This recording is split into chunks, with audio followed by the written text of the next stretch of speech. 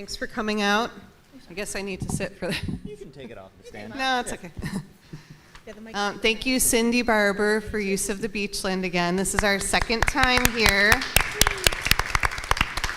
And for all the staff for helping out. We really appreciate it. And thank you, Michael, for the great logo for Cleveland Mike. So the new logo that you see is all thanks to Michael. And Amanda, everybody was contributing the ideas around that. So, and Meg Matko, she had something to say about that as well. So thank you for that. And we're just going to jump right into it. We have our first speaker for tonight is Sean Murphy from Baldwin Wallace. He's our newbie for tonight. He heads up the music industry program at Baldwin Wallace.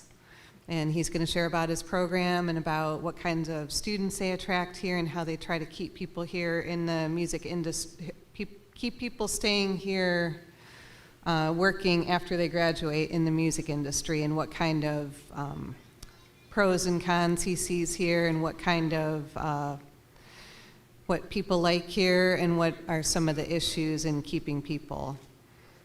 So go right ahead, Sean. All right. Thank you everyone. Thanks to everyone in the organization for the invite tonight. So I'm at Baldwin Wallace University. It's my fourth year heading up the music industry degree program. And I'm not from Cleveland, so I'm here with my 360 degree perspective to tell you all that Cleveland is, in my opinion, a vibrant music marketplace. It was easy for me to decide to want to come to Cleveland to do this job versus my other options, which were in Kentucky and other areas where we just didn't have the infrastructure to support such a thing. So in my opinion, the scene here is strong and growing, and what we're trying to do at BW is get students from Cleveland who want to do this kind of work to stay in Cleveland and not go to Belmont, and are also trying to get students from across the country who universities at their school, at their states or their areas may not support music industry degree. We're trying to get them to come to Cleveland, right? So those are kind of the two big goals. So I thought I'd just kind of give everyone a little overview. I have my clicker here. Professors have to have slides. It's like the law. So just how I come to this work is I do rights administration, basically. So I run a publishing company for kind of contemporary art music, and we work with composers on like distribution, reproduction, mechanicals, rights administration, and this other organization on sync licensing. And then I also manage a few of the composers. So that's kind of how I come to this work from the practical side of things. So some people might say, oh, BW, I didn't know you had a music industry degree, right? And just a quick kind of timeline on the organization. We've been doing this since 1985, before I was born, and it started as a degree called event management. And event management was music, sports, and arts all combined into one degree program. And we started doing that, and eventually in 2013, 2014, we broke that out into another program called Arts Management, which supported, as the name implies, music, theater, dance, visual art, theater, music as well. But because there's such a kind of a disconnect between the for-profit music industry, the non-profit arts world, we decided to break it out even further in 2018 into a standalone music industry degree, right? And that's where I come in, and my role was to kind of launch this and head this up. So that's kind of just a quick overview of how we got here and how long we've been doing this. So these are our street credentials, essentially. And if you were a student coming in my office, I would share these with you and try to explain to you, how BW is positioned in the market and how the music industry here supports it. And I'll also kind of add at this time, all of you here in the audience are supporting this endeavor, right? Without all of you working every day in this sector, we don't have the music industry here in Cleveland to kind of prop up the degree program. Without all of you, we really have nothing. So you all have my tremendous gratitude for the work that you put in kind of every day in this sector. So we have three kind of key things we kind of present to students, and it's probably good for all of you to know as well. We did make the Billboard list for top music business schools, and the list is alphabetical. So we're number one. So mad props to John Baldwin for the B last name, right above Berkeley. And right above Belmont, so shout out to the BAs here. So we're at number one on the list, so this really has supported our SEO, right? People Google top music business schools, literally the first thing that comes up is us. Thank God we're not in the Z's. So that's coming up again, and we hope to get back on the list. We have an affiliation with the Grammy Museum, so there is a handful of institutions across the country that can affiliate with the Grammy Museum and get some of their supportive content, guest speakers, and other materials, and As it turns out, there was someone from Cleveland working there now, reached out to us about formalizing that, so we had that as well. And we do have an accreditation from North American Schools of Music, so we teach all the classes that our national accrediting body says we must teach to offer this degree. So we kind of put those three things together, and that's like the main selling point for the students here. So in our program, students take classes on the industry, they take them on general business, and they take them on music. We also offer experiences and connections, because as all of you know, it's a lot about who you know in this business, right? As addition to what you can do. And as I'll get to later, if any of you are looking for interns or have some opportunities for collaboration, right? We're always looking for more people to partner with to support these three things that the students get in this program. So I'm not going to tell you about all these classes, but just to give you a quick overview, all the students come to the program, we put them in an intro class, they matriculate. Music Industry 1, they learned about the 5 points of monetization. Music Industry 2, they learned about contracts. There's a copyright class, there's a marketing class, and there's a senior capstone class. That's kind of the major coursework. We also put them in business classes because these students have to be pretty entrepreneurial. Maybe they want to start their own label. Maybe they want to start the next Beachland Ballroom, right? Maybe they want to start their own, consulting agency or artist management agency of some kind. We put them through the full kind of entrepreneurship course sequence. So that's 3 of those classes: accounting, economics. Some of them just lament at that. Some of them really enjoy it, and we try to make sure students have supportive skills.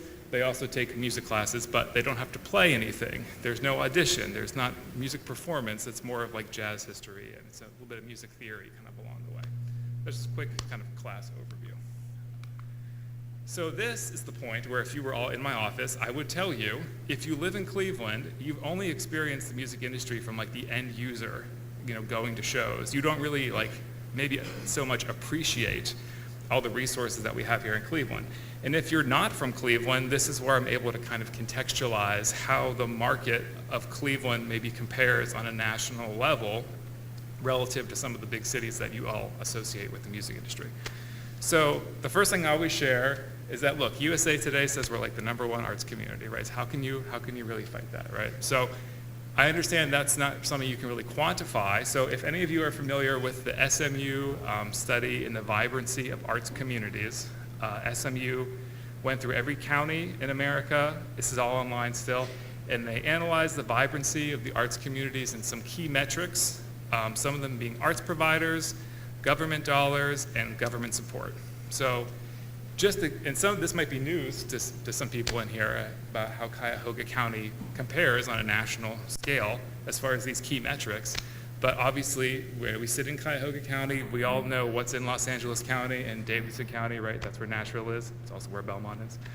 And I don't really think we can, based on population size, I don't really think we can support being in the 100th percentile of arts providers, but we are in the 95th percentile in Cuyahoga County. And the data does support that out.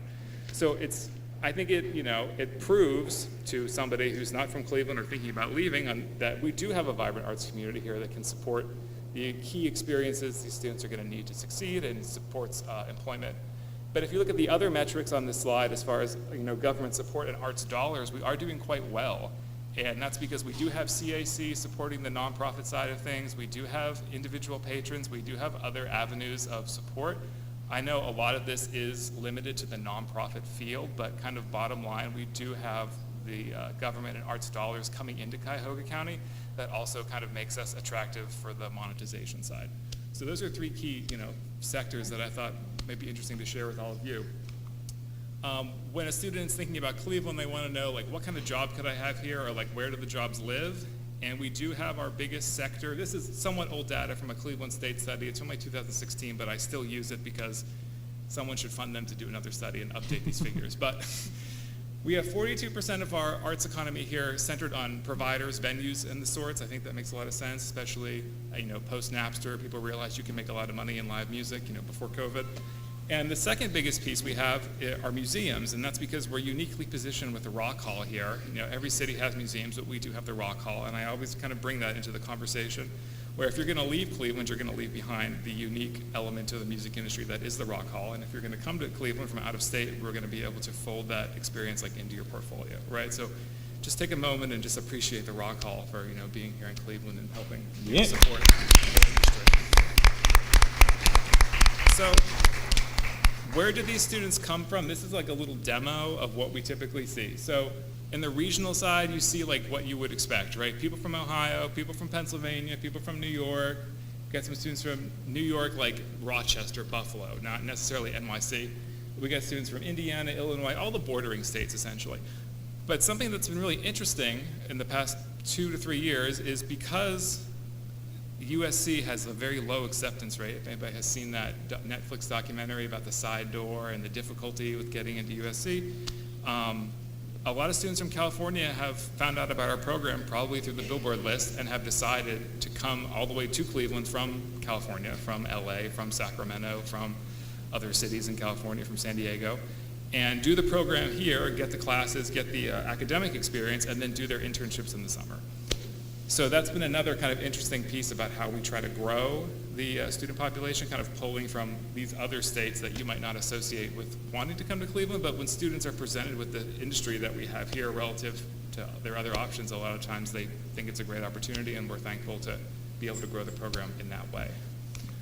So we also have student internships, so we've had a great partnership with the Beachland, all the other kind of indie club venues in town, some of the Live Nation and AEG properties have been nice enough to partner with us as well.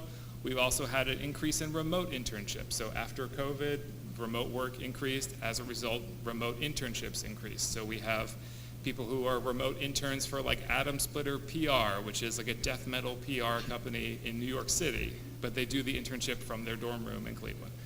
We have students that partner with like Ashley White-Fryer PR. She does like Jason Mraz, she does Straight No Chaser, she does Disney Princesses too.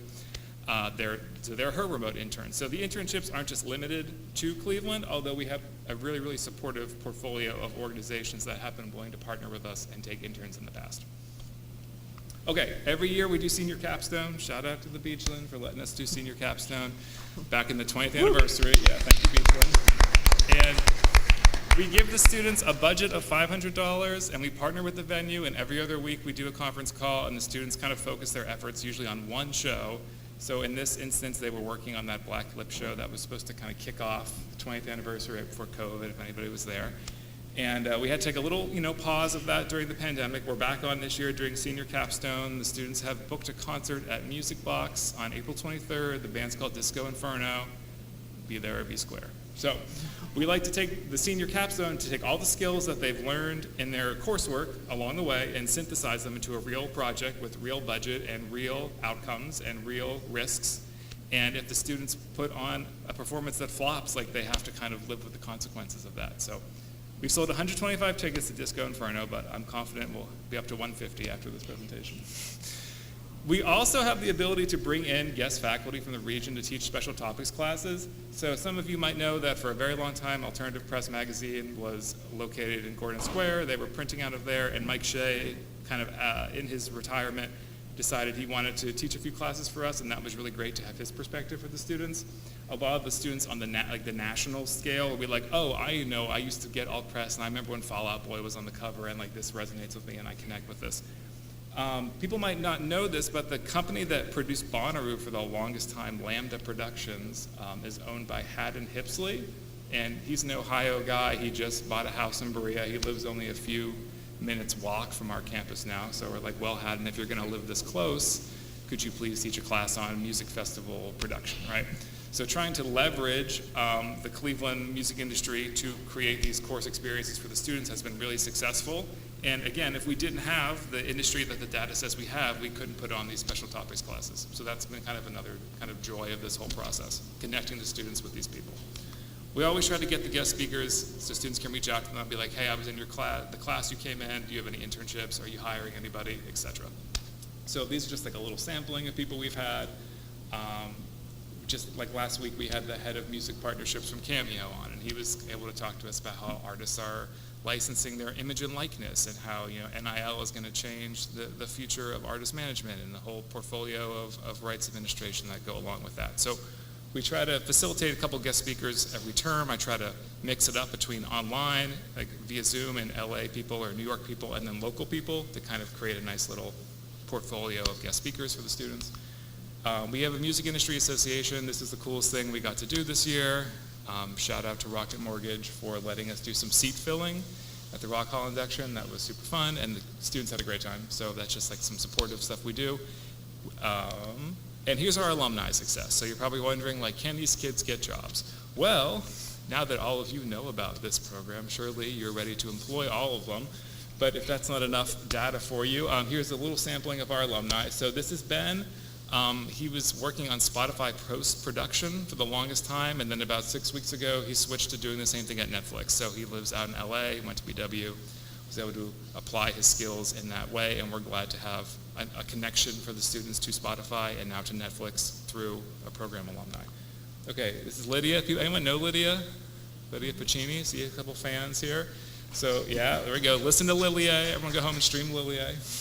So Lydia is like a 2015 graduate, before I started, but she's young, she's relatable to the students, she's a great role model, she's having a successful career in sales at the Rock Hall, and we bring Lydia back once in a while to interface with students, talk about her role kind of locally as someone who didn't leave town to get a job, right? Okay, Kayla is one of our younger alumni. Does everybody know Kayla? She works at the Agora, she works with Brooklyn DeFranco, and her role is on sales and special events, so she works with Brooklyn to get people to rent the Agora for like a wedding or a corporate event, right? This is by far our bougiest alumni, most successful, yeah?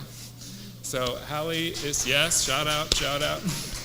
So Hallie went through the program back when it was event management, so I think it makes a lot of sense that her work kind of crosses the lines of music, arts, sports, monster trucks, Harlem Globetrotters, what have you, right?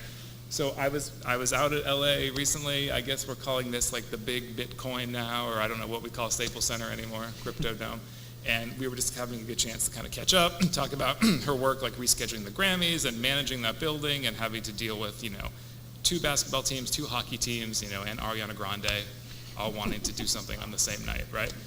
So that's really a good jumping off point for our students to be like, listen, like the possibilities of what our program alumni are doing are not really like limited to, region or state or whatever. People are working successfully all across the music industry. So we're thankful for Hallie working with us and working with the students. Okay, so here's kind of my closing. What can you do to help if you're interested, right? Knowing we exist is a great start, right? Tell your friends, tell your nieces, tell your nephews. If you have a special set of skills and you think you might be able to, maybe serve as a guest speaker, certainly let me know. If you are working in the industry and you feel like you have an event or a project that could be served by one of our student interns, let me know. We've had interns here at the Beachland before, and we're really grateful for that. The internship needs to be, something substantive, related to the industry in some way. I can't have them come over and like wash your car for you. But at any project, related to the music industry, I think we could probably, see if there was some appetite for the students and wanting to do that. And if you know someone that you think might be a good resource for us, oh, my friend Steve works for Sony Music, does A&R, like connect, I'm always looking to broaden our connections with the students in that way. So like I said at the beginning, I'm really thankful to all of you in this room who are so actively involved in the music industry, because we cannot support this degree without all of you and all of your hard work. So I'm just here as a resource to maybe connect you with the next generation, connect you with our students, try to help support your programs. And if you want to reach out to me, that's my email. It's smurphy@bw, Smurphy, if you want to, think of it that way. You can always visit us on the web, and then I didn't know if there were questions or anybody had any, wanted to ask questions. I'm happy to answer questions. If not, we can chat in the break. Got a mic right here in the front. You can just shout. Do you need it on the mic for the live stream? Can you hear them? Yeah, come on up to the mic so the people on the live stream know what you're asking. It's very official. Appreciate you.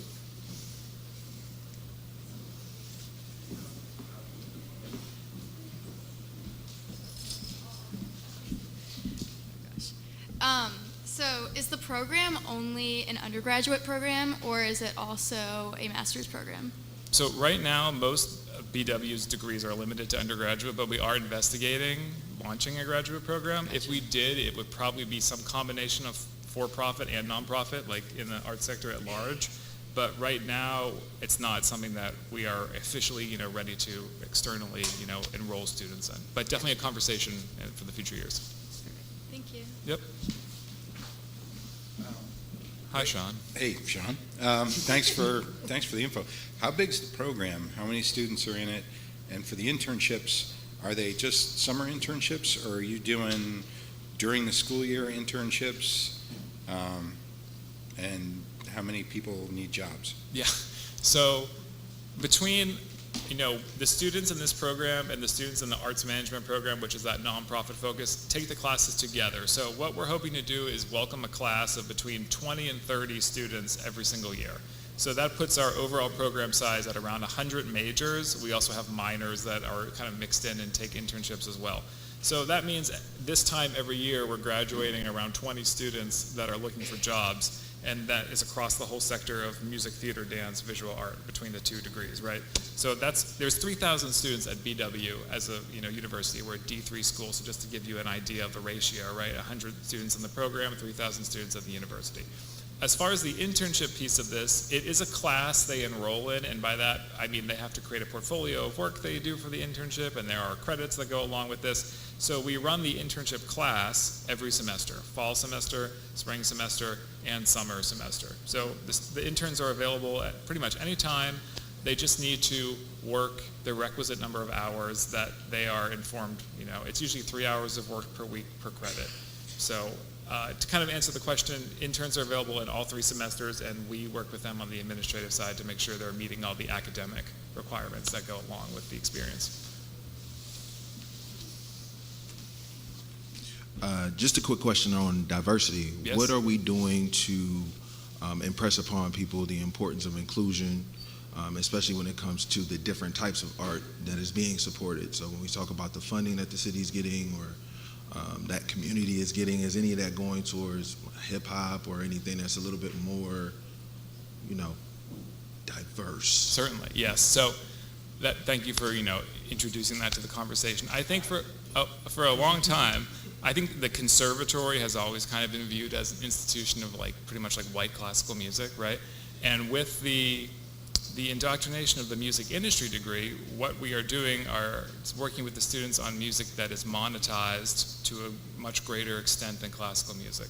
For that reason, it creates a lot of natural intersection points with topics of diversity, and particularly when it comes to the copyright class, and we look at kind of famous court cases and rulings that have gone for and against artists in the hip-hop scene specifically. I am always trying to work into the discussion, what is the underlying assumptions about these art forms as copyright has been applied to it or not applied to it, right? So I'm always trying to keep that perspective with the students. Thankfully, the venues here in town are doing a great work on the same topic. So students who intern with the Beachland or the Grog Shop or some of the other properties in town do get that experience of marketing, booking, and supporting artists and acts that go through the whole spectrum of musical engagement, right? We're in Cleveland's most eclectic music venue, right? So really just going back to the overall point that because the music industry here has my complete and total trust, and I believe that we're all working toward a more equitable future, and through the monetization of popular music, I think that's just another area that further supports this overall mission. So it's my hope that when students go through these experiences, they are getting the overall musical experiences to support diverse acts, and in the classroom, we're supporting it through the other lenses described. Now, do we have to be a BW, to be a BW student to apply for the internships? So the internships are classes that these particular students take to complete their degree. However, we do have an option for students to enroll in BW as non-degree seeking students. So if that was something that you were interested in kind of enrolling as kind of supplemental experience, I think it's something that could be arranged, but I think that goes through a different office, and I don't want to misspeak on how one would go about it. They just let me teach. They don't let me set the prices, unfortunately. So I think probably, but I would also suspect it's reasonable for an audit, is what we would call that, a non-degree seeking experience. But if you want to follow up with me on the intermission, I could maybe put you in touch with the appropriate parties that do that kind of thing. Yep, of course.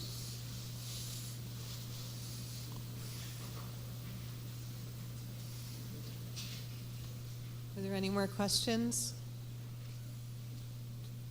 I appreciate everyone. Wait, one more question. Oh, wait, there's one more? Hi, I didn't see you there. I'm so sorry. Are you guys affiliated with Ohio Media School by any chance? No, this is the first time hearing of it. Okay, all right. Thank you. Maybe we could talk about it in the intermission. Okay. I'd love to learn more. Okay, thank you. Cool.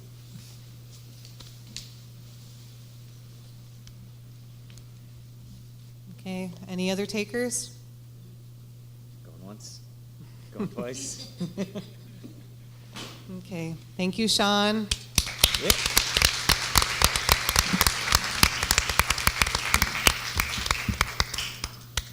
Okay, we're going to move on to Jeremy Johnson from Assembly for the Arts.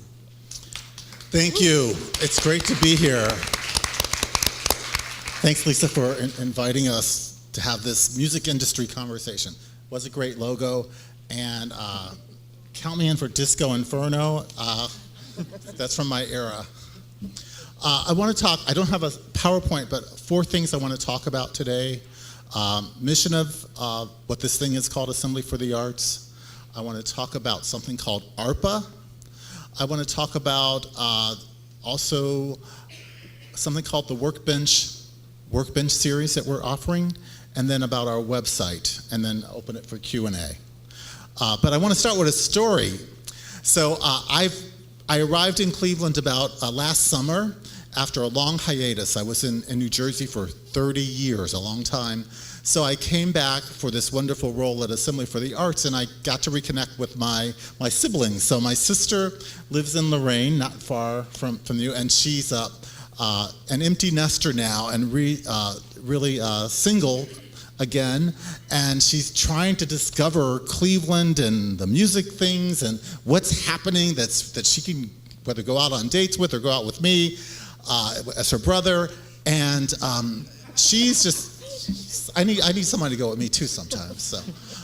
So it's been just really fascinating myself discovering the scenes here, the art scene, the music scene, the visual art scene, the live music scene, and also to have her with me because it's like a new Cleveland to her.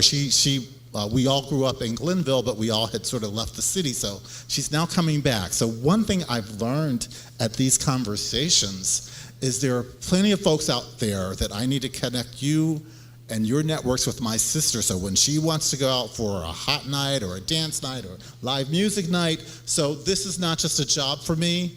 You know, I'm doing some family work here, so. The mission of Assembly for the Arts, if you've been under a rock for the last year, it's the new name of a new arts council. It used to be called Arts Cleveland. Before that, it was called CPAC. It was one of the groups that lobbied and worked really hard with some of you out there to create what you mentioned, Cuyahoga Arts and Culture. Cuyahoga Arts and Culture is a government agency that funds the nonprofit arts, and it does it big time. And every time you buy a pack of cigarettes, 30 cents from that, your purchase, goes into a pot of money, and that pot of money is distributed every year to nonprofit organizations. And we are partners with them to work in alignment. So Assembly, it's right in our name, we are trying to assemble and align everyone committed and supportive of the arts industry. But it goes beyond nonprofits. I'm so glad you talked about a potential graduate program that covers nonprofits and for-profits. Do we have any for-profit LLCs, sole proprietors in the audience? If you're not a nonprofit, but you're here, raise your hand. Yeah, quite a few folks in the music industry do not describe themselves as nonprofits. So Assembly is meant to be an umbrella to support all of the arts industry. So we include, again, the nonprofits. A lot of funding for that is covered by CAC, but also the for-profit, including live music venues like Beachland, right here. You all heard a question from Sean Watterson, who for me is such a hero. Before I got here, I was reading about Cleveland leading the way to save live music venues across the country, literally helping to create billions of dollars from the Small Business Administration during COVID. So we're part of an ecosystem. I'll use that word. We're part of an ecosystem to support all of us. We also support individual artists. So our mission is twofold: to expand the pie of resources for our industries, including those of you out there. Our second part of our industry gets to that other question we had earlier. The second part of our mission is to increase the equity, expand the pie, increase the equity. Of course, we have a long mission statement. You go to our website, you're going to see it all, but I synthesize it to those two things. So that brings me to the second part of what we're talking about when we talk about expand the pie. If you also have been under another rock and you haven't heard about this thing called ARPA for the last 6 months, ARPA stands for American Rescue Plan Act. So we're all coming out of this COVID, the pandemic. The Beachland was closed, the Happy Dog was closed. Many of you were not working for how long? 3 months, 6 months. If you were gig workers, your events were canceled. ARPA is meant to be one of the remedies for that. It literally says rescue in the name. There was an earlier version of that called CARES. Some of you may have been recipients of those federal dollars. The federal dollars flowed down to the state and flowed down to the county. Well, there's another tranche of money coming, really to help us as we still continue to climb out of the COVID pandemic. And if we have businesses, if we have nonprofits, these dollars will help. So why am I talking about this to you? Because one of the roles of Assembly is to advocate, to rescue, and to support members of the artist community who are still struggling to get out beyond the impact, the negative impact of COVID. So long story short, Cuyahoga County is getting about $250 million. The city of Cleveland is getting $500 million. And some of you, actually many of you were involved in our campaign to generate interest among our public officials to say, let's give 2% of the arts, or 2% of these ARPA dollars for artists and creatives. And I'm here to do an update on that. Is that okay? So 2 things I want to announce. It's not over till it's over, but we've gotten the attention of public officials, and that's a big thing, especially for the City of Cleveland City Hall. And while we were working at City Hall, some of you were at a rally, you filled out some beautiful postcards, some from every district in our city. While we were in the midst of doing that, the county actually jumped the gun in a good way and announced that for their ARPA dollars, they're going to commit to our arts community, and I'll get into the detail in a second. They announced $3.3 million in ARPA dollars for the arts economy. That's a big wow, that's good, we'll take it. So I want to thank you. So this is a thank you. A thank you to those of you who have been with us. You've gone to the website, you've notified your assembly person. So there are a lot of questions. So now what happens? So let me do a quick summary, but for the future, you're going to be able to go to our website and find out how to apply for these dollars. $3.3 million spread across many, many artists, many organizations. It gets thin really fast, but the point is we have a place to grow. Those dollars, again, don't be confused. There are 2 pots here. I'm talking about the county and I'm talking about the city. I wish I were a professor with the PowerPoint. So the county is committing 3.3. Thank you, County Executive Armin Budish and the Cuyahoga County Council. If you know any of those people, please thank them. It's really important.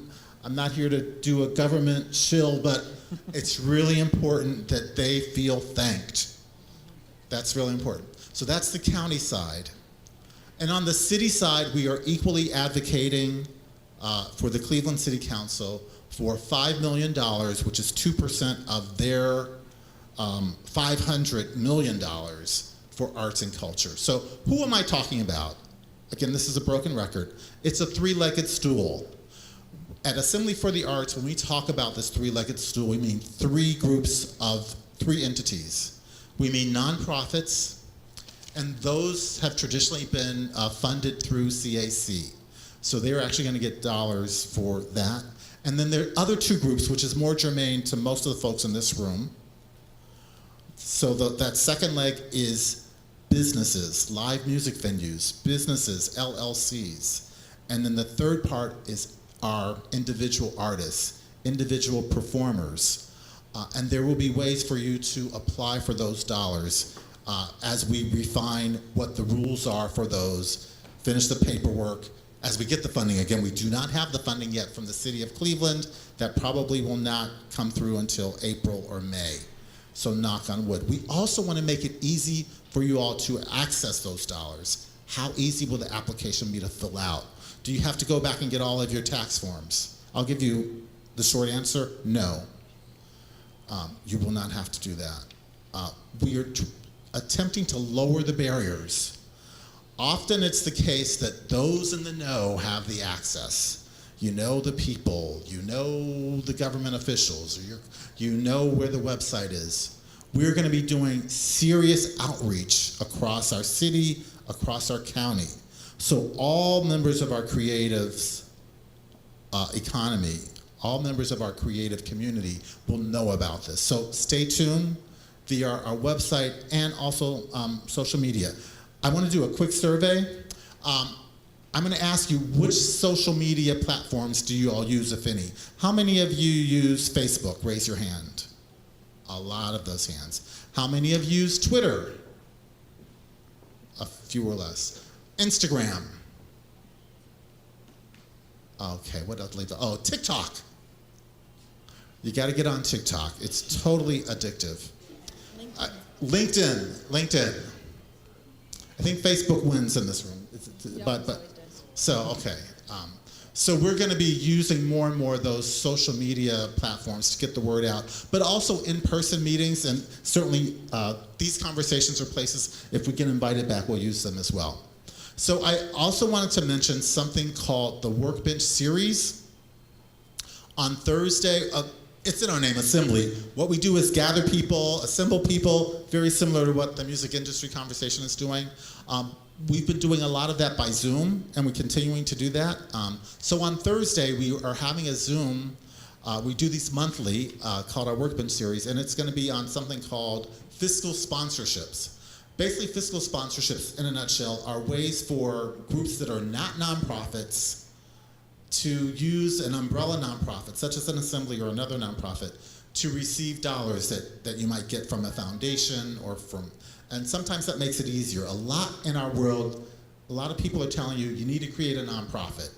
But let me tell you, I've been in this nonprofit world for 30, 40 years. To create a nonprofit takes a lot of funds, it takes people, it takes time, it takes bylaws, it takes board members, it takes a whole file cabinet of paperwork before you actually do the work of your mission. So fiscal sponsorship allows you to work around that somewhat.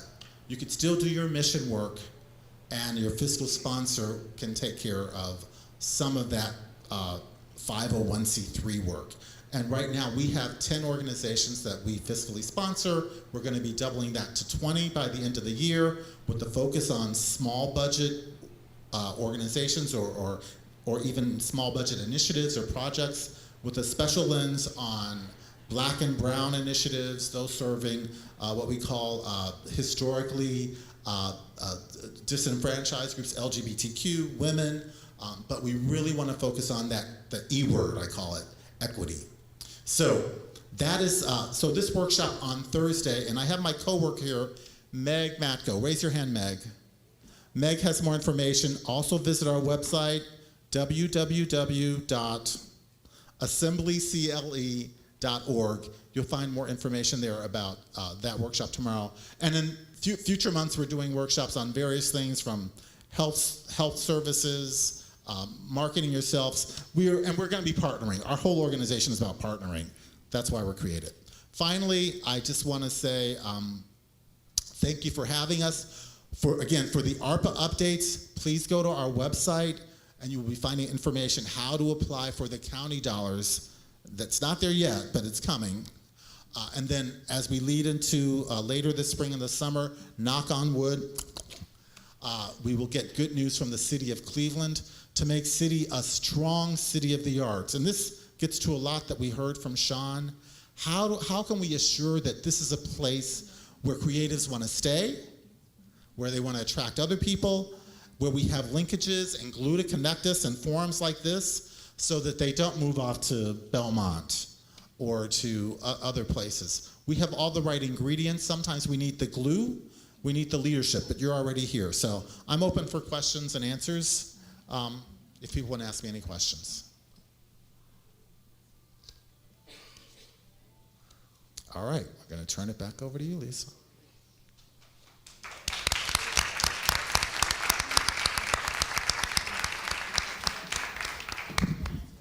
Thank you, Jeremy. And just wanted to point out too, when you go on their website, sign up for their newsletter, because that's where I get all the information, and they put together all kinds of goodies in there about resources and new programs. So, at least a couple times a week, you send out a newsletter, I think? Every 2 weeks. Okay, so yeah, sign up for that. It's really helpful. You can do that on your phone right now. Yeah, do it right now. assemblycle.org. ASSEMBLYCLE.org. And you should be able to sign up as soon as you log in. Right, Meg? Yeah. Okay. and then you'll be on the mailing list. Great, thank you. And I want to jump in real quick on the upcoming workshop on fiscal sponsorship. Like, we can speak to experience on how powerful a fiscal sponsor can be in getting a new program started or in building an existing program. It is a hassle to be a nonprofit. When you are a tiny nonprofit, it actually puts you against a lot of much bigger nonprofits going after the same dollars, where a lot of the time it can be a lot more flexible and a lot more helpful to your small program to build by having a fiscal sponsor instead of going through the growing pains of being a nonprofit yourself. You might find a couple years later that you don't fit the nonprofit status as much and you did a lot of work that wasn't needed. So we just want to also vouch for Assembly's program. And I think if you have a nonprofit idea, go to the workshop, learn about it. It can actually empower you to not be a nonprofit. There's a lot more freedom.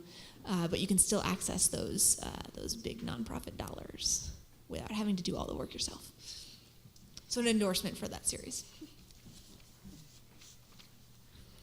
Next up is Listen CLE with Amanda Nix and Michael McFarland. And after they're done speaking about their program, Michael is going to perform is that a group? Yeah, Messmaker is my band. Messmaker is his band. And so we'll have a performance and then come back and have Sean Watterson and Cindy Barber will be coming up after Messmaker performs. So, okay, Listen CLE. Hey everybody, so Listen CLE, that's our program. If you've been to one of these before, you know about it, hopefully. Hopefully you know about it anyway, because we're starting to make some big waves. So Listen CLE was started in 2019 as a playlist initiative. We started some Spotify playlists that were all local music. We decided, just doing a Cleveland-only playlist is great. There's a lot of those out there, but what can we do to improve on it? And decided to make mood-based playlists. So there's 9 different moods. I think 9? Yeah, 9 different moves. And they each have 6 to 8 hours, some of them even more, of only local music that fits that vibe. And we started that initiative so that we could shop those playlists around to local businesses, retail stores, corporate offices, to restaurants and cafes and things like that, so they can be playing local music in local settings and reach new ears. We were going to start our marketing campaign for that in March of 2020.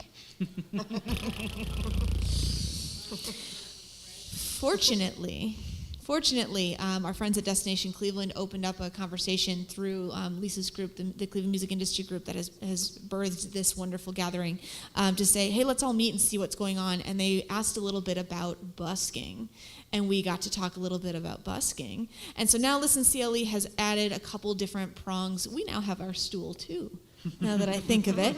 We have our 3-legged stool.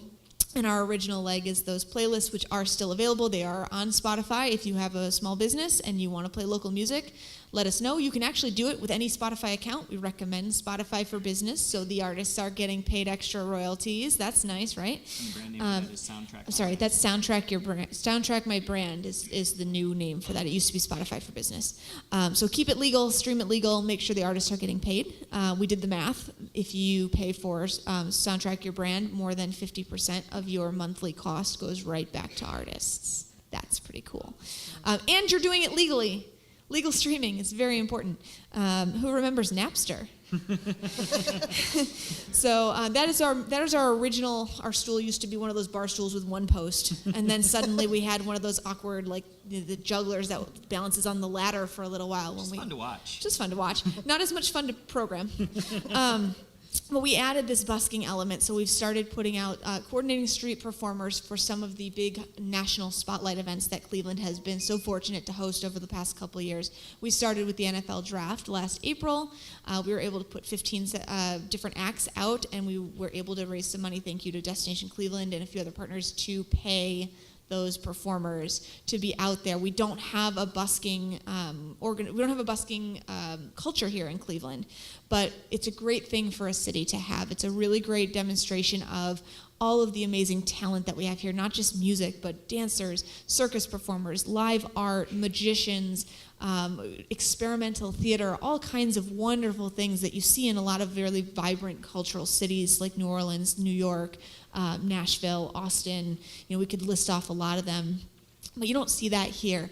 And it's unfortunate because we have tons of amazing talent. I don't have to tell the people in this room, you all know. But more and more regular everyday Clevelanders and the visitors to Cleveland need to see just how much talent we have. So we've decided we're going to put it in front of them whether they like it or not by putting it downtown, right? So we're going to take the music to the people, to where the people are. We're going to do it during these big events. That was kind of the original thought here. So we did the NFL Draft. We actually had some players at the Rock Hall during Rock Hall induction ceremonies. That was pretty cool. We did some work with the Cleveland Public Library to start getting performers out at the libraries at the end of last year. We have something hopefully coming up with them soon too. And then we worked on the NBA All-Star Game, again with the Sport Destination Cleveland and Assembly for the Arts, who has been an absolutely wonderful advocate and partner, and can't thank them enough for everything. So give them another round of applause. This is one of the great things about Assembly is that there's a lot of people in a lot of different cities who say, oh yeah, we're going to do all this great stuff, and then you don't see them doing it, right? But Assembly not only does it, they show up personally. Meg, who's over there, we gave another round of applause for Meg, who makes so much happen. And another round of applause for Jeremy, who was also out there in the cold. You know that at NBA All-Star Weekend, it was like 19 degrees, and they still came out and they showed up in person to support local music and local performers, and that was incredible. So did many other people. We were so overwhelmed by how successful it was. We were on Playhouse Square. There on the main stage there, they turned the lights on for us. We had the big chandelier. And despite the cold, we had quite a few people that came out, stopped by, and we had a lot of residents and businesses in the area that said, this is what we want. We want to see more of this. So that has become one of our 3 stool legs.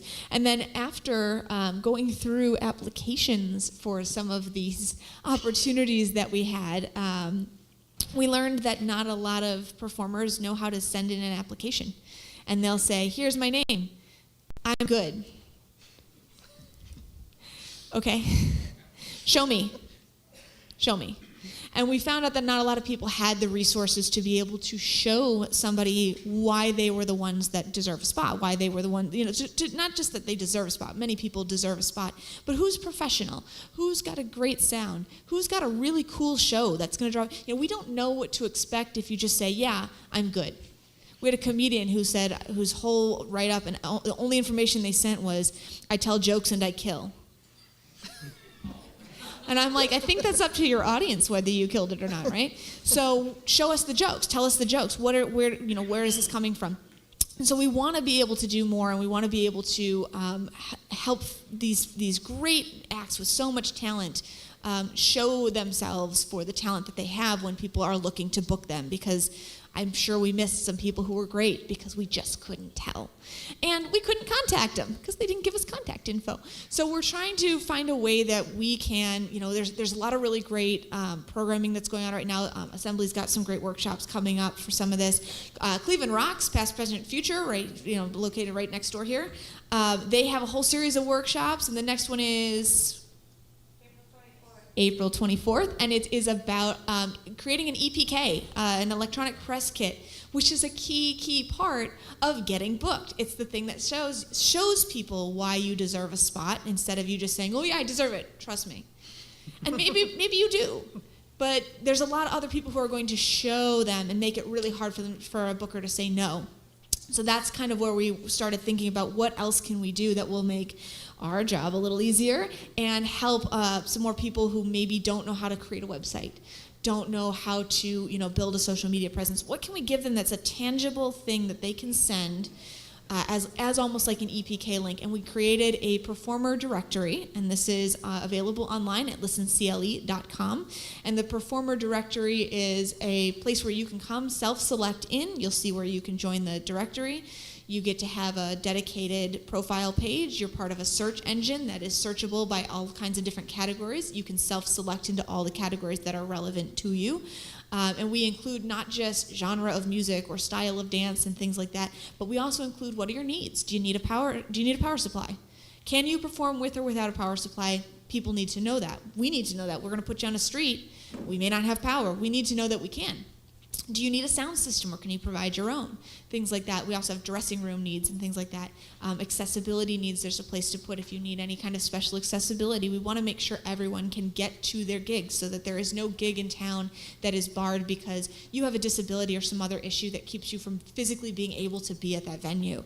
We want to try and help figure out where those opportunities are. And we've also been very, very proud that we've highlighted, we've had some questions about the diversity. We've highlighted these self-select categories for not just ethnic categories and sexual orientation categories. We also include disabled and a big population in the arts community that is often overlooked.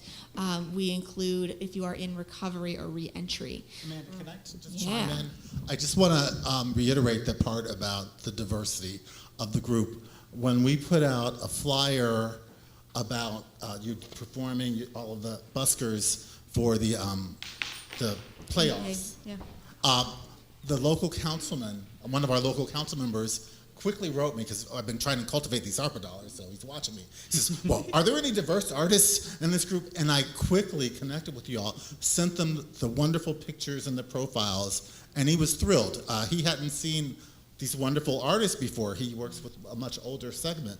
So I just want to say that really made a difference, and it continues to make a difference. So I just want to chime in on that. Thank you. We are really proud that more than 50% of our performers come from different groups that would normally be considered marginalized or historically challenged groups. And we really, want to work to do that. We include, like I said, we want to include those categories that are often meant to be included but aren't singled out as well. So we do try to create, and it's all, like I said, it's all self-select in. It's what you're comfortable sharing. It's what you're comfortable being highlighted for. I know a lot of performers don't feel comfortable identifying as a disabled performer because they have an invisible disability, but we really want to make sure that people feel comfortable presenting themselves so that we can make sure that their needs are being met too. If we don't know that you identify in a particular way, we may not be able to help bridge the gaps that you may be experiencing. So we want to make it a comfort thing. We want to make it a way that we can use our place, our platform to not just highlight these people of these different groups, but to help overcome the barriers that might be in the way. So we're really excited that we have that on there. We are actively accepting any act who wants to join. It doesn't matter what you do. You'll see a category for it, and if you don't, you can message me or email me at contact@listencle.com. So it is open. It is free to register. It is free to have a page on there. We are working on developing individual logins, so you'll be able to update your pages on your own. For now, if you need something updated, just let us know. We'll take care of it for you. And after much debate, we decided that we are going to let this resource be a free resource to the public, not just for us to have a nice, compiled, kind of group of performers that we can sort through easily, but something that anyone in Cleveland who wants to book local can use to find these acts. So it is up there. It is open. We have something like 60 acts at this point. Yep. We want more. There's a lot more than 60 acts performing in Cleveland. So if you have an act, please enter it. And that's our third pillar of our three pillars, our three-legged stool there. So we've got our performer directory that we want to use to advocate for more opportunities and to help performers both present themselves well and be seen in their beautiful presentation. Michael did all of this custom programming, so please give a big round of applause. He did an amazing job on it. Still a lot of bugs to work out. Working on it. We still have ways to go. We're going to talk about those ways to go in a little bit. But first, I want to give it over to Michael, who is the originator of this idea, and I've just been the one that keeps bugging him to make it happen. So he's going to tell you a little bit about some of the things we have upcoming and some of the successes we've had recently. What's that? Oh, the website. You can scan any of the QR codes that you'll see taped on the banisters, and you will end up, oh no, I'm sorry, this actually doesn't go to our website. This is for something else later. But you will get to more information on us there. But it is listencle.com. So that's listencle. You can find us on social media under listencle as well. And then the performer directory, when you go to listencle.com, you will see there's a link for it. I think our actual direct link is listencle.com/advanced/performer-search. We might need to retitle that landing page. We can change it. But you'll see a That's on performer the list. directory thing. You'll also see all of our playlists there. When you come land on that page, it's links to all of those Spotify playlists, which you can find through hashtag listencle on your Spotify directly. And I know we'll get this question again because we always do. Yes, we would like to put it on other platforms at some point, not just Spotify. No, it's not happening anytime soon. Sorry, we're just doing what we can with the easiest to compile resources. And we also really liked that they had a very low cost to entry legal streaming system for businesses. So we have a lot of information about that on the website as well, including a page that is being worked on right now about busking resources as well, because we are going to continue to build that, and that's largely what Michael's talking about. So let's let him do it. Oh, thank you. Appreciate that. One thing Amanda forgot to mention is, so the last time we were at one of these Cleveland music industry conversations, we told you about the directory for the first time, and that we were going to make it public. But we can tell you that we have had an act booked from the directory found through natural search engines. So someone Googled, Cleveland busking, and went through the directory, found an act, booked them for a paying gig. This is already happening. People are getting paid to play music because they're in this directory. So listencle.com, get in there. There's going to be a lot more opportunities. Some of those opportunities are what I'm about to talk about. So Amanda mentioned that we've had the opportunity to program buskers, and I say we, but she does most of the work, and then she gives me all this credit. I don't deserve it. But we've been able to program buskers for some marquee events. One of the things that we're really excited about is in the upcoming months, we are speaking with a number of different organizations. We've already met with Public Square, we've met with Playhouse Square, we've met with Legacy Village, and we have meetings coming up with the Rock Hall and with the Cleveland Guardians organization to program buskers for them. And they're not looking just at, okay, we've got this marquee event coming. It's when are there going to be high traffic times in downtown Cleveland? When are people going to be coming through these areas, and how can we put this incredible talent that we have in this city and in this region on display for those people? So as Amanda mentioned, there isn't that much of a busking culture here yet. A lot of people don't think it's even legal. It is, with stipulations. There's a law that's colloquially called the Saxman Law, on the books, that does allow street performance, but not everywhere that you might think is a public space is actually a public space. And so that's one of the reasons we're working on this Busking 101 piece that Amanda mentioned. But one of the things that we're doing with all of these organizations is what we're calling subsidized busking or supported busking.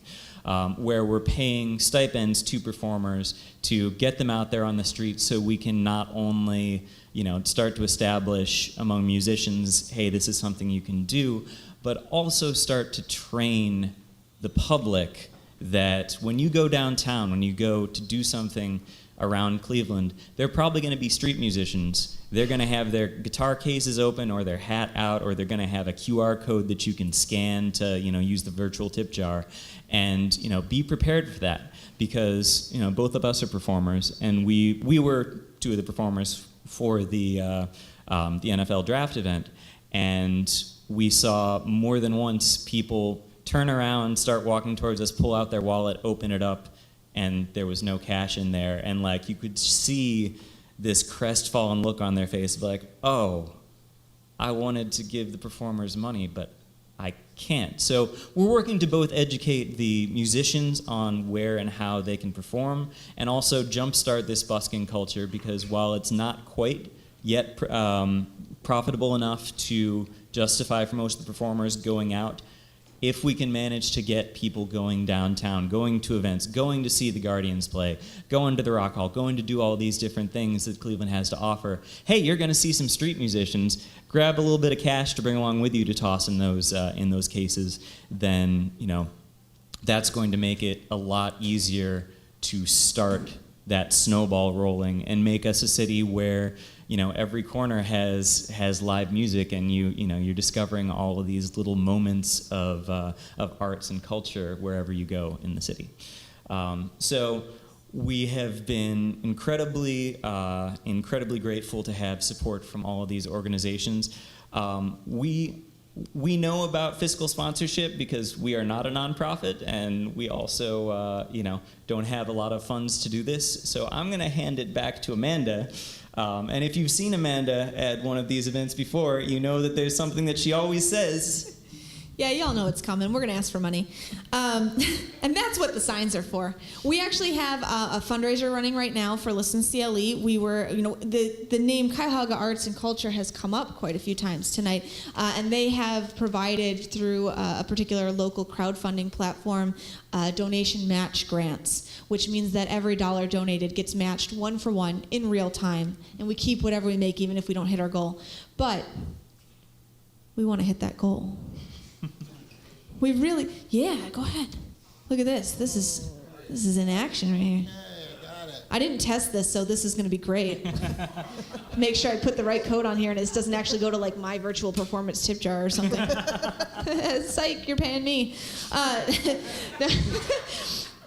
No, so all of the money that we have been raising, we have gotten a couple of small grants in the past. We got a grant to buy tents and heaters so that we could put people out during the February events that we were asked to help with, including the NBA All-Star Game. The heaters may not have done as much as we would have liked. We would have liked bigger heaters, but there's some laws around open flame in Cleveland, so we had to go with the smaller ones. But we can at least provide tents now. We got another small grant for some marketing things, so we can create signage and we can make sure people know who's in front of them, that this is a real thing, this is an official thing, and that these are a whole list. We had a whole giant list. We had 3 days worth of programming for the NBA All-Star Game. We had a sign out there with all 3 days scheduled on it. And somebody walked by and said, oh, good, I can come back tomorrow because I can't watch right now. And they came back tomorrow. So we want to make sure that we're, putting any money we've gotten so far has gone right into programming. We've raised some funds from our partners at Assembly and at Destination Cleveland. And the Rock Hall has also provided some money for performers in the past as well. These are going to the performers first and then to performer resources second. And we want to be able to keep providing those resources. The next thing we have on our purchase list is sound systems and generators and things like that so that we can have sound amplification within the laws of Cleveland city limits with some power available as well, because we know that for a lot of acts, that is one of the things that you need power. We have so many electric instruments nowadays, like you can't there's not as many acoustic people who are just gonna go out there with an acoustic guitar. Having some kind of power is really helpful. Having sound amplification can be helpful. But also we want to continue to build our marketing efforts. We want to be able to continue to provide signage and classes and things like that for performers. So a lot of the money that goes into this fundraiser, and again, double your dollars. I cannot emphasize this enough. It means, and you give us $10, we get $20. You give us $50, we get $100. You want to give us $500? Who wants to give us $500? Everybody wants to give us $500. But if you can actually afford to give us $500, it becomes $1,000. And you know how much we can do with $1,000, y'all? A lot. So we're going to just mention that again. And this doesn't just go for us. I mean, of course, we want you to give us your money because we have plans for it. But we're not the only organization in town that has plans for your money. And there's a lot of really great fundraisers going on for a lot of different organizations. I believe, Cindy, you guys have one for Cleveland Rocks going right now, yeah? So Cleveland Rocks, we've also had a couple of conversations with Cindy about some potential partnerships with Cleveland Rocks down the line. So there's a lot of great organizations worth supporting. You can help us right now first, but make sure you help them too. Because we got double dollars, but we only get those double dollars if somebody donates. So we don't want to leave money on the table. Our fundraiser is set for a $10,000 goal. We are just shy of $2,000 right now. We get that donation matching until our total number is $6,000. So please, let's get to at least $6,000. 10 is even better. But if we don't get to $6K, we're leaving money on the table. We're leaving free money on the table. So help us get there. It'd be really, really great to get there. Michael and I have been running this program for a couple of years out of our own pockets for the most part. Like I said, money that comes in does go to the performers, does go to performer resources. Anything else we've paid for. And we've given a lot of our time. We'd really like to have a little bit of extra support to make this keep growing. We're at that point where it's pretty much past the limit of what two people can do out of their own pocket. But we've got so many great things coming up. And most of those partners Michael mentioned are interested in contributing financially as well. But every dollar helps. Every dollar becomes $2, and every $2 helps twice as much as every dollar. So, I'm always going to ask y'all for money. So here it is. And you can scan a QR code anywhere around the room, or you can come talk to me, or if you don't want to do it online, you can give me cash. I promise it'll go to Listen CLE. No, really, we will take your funds and we'll put them in. And most of the people who have given us cash, we actually make a donation to the fundraiser in their name, so their dollars do get doubled as well. So if you're more comfortable that way, we'd be happy to funnel it in for you. Again, this is all going towards creating this busking culture in Cleveland, and I think we're finding with all of these partners we're talking to that there's a lot of belief that this can be a thing. Not only is it good for the musicians, not only is it good for the residents, like I said, the residents downtown, the businesses downtown have said, this is so cool. When are we getting more of this? But it's also really great for our tourism. Cleveland is known as the rock and roll city, and we have the Rock Hall, and we have a lot of great music stuff. But you don't encounter that when you come visit Cleveland unless you go to the Rock Hall or you go to the the places like this to go see the music. So you don't know if you're going to go to those places unless you know you're going to be excited by something you see there. So we want to make sure that people who are, we've had Destination Cleveland has been helping us get some conversations going even with places like the airport. So when you step off the plane in Cleveland, the first thing you see is a Cleveland performer. And you see just how talented we are from the moment you set foot in town. And I think it's going to be a really great program that continues to build. We've been so honored that we've gotten to have some really great spaces, some really great visibility. We have so many people who are asking us, how do we get some performers out here? How can we make this happen? And we're going to make it happen. So we're really excited about what's coming up. And I think a big round of applause to this room, everybody in this room, because these conversations are why this is happening. We wouldn't be able to do what we're doing if it wasn't for the Cleveland Music Industry Conversations, starting from the very first one that came through virtually on the Facebook group, and then the continued support. I mean, like Michael says, what I'm going to ask for when we get to talk, because I get to be up here all the time, and that is not a small thing. And we're very touched that everyone is so tolerant of my begging for money constantly, but also allows us to have this platform so that we can give a platform to artists. It's really been humbling and a true honor to be able to keep doing this. So thank you all so much. If you're able to spare a few dollars, here it is.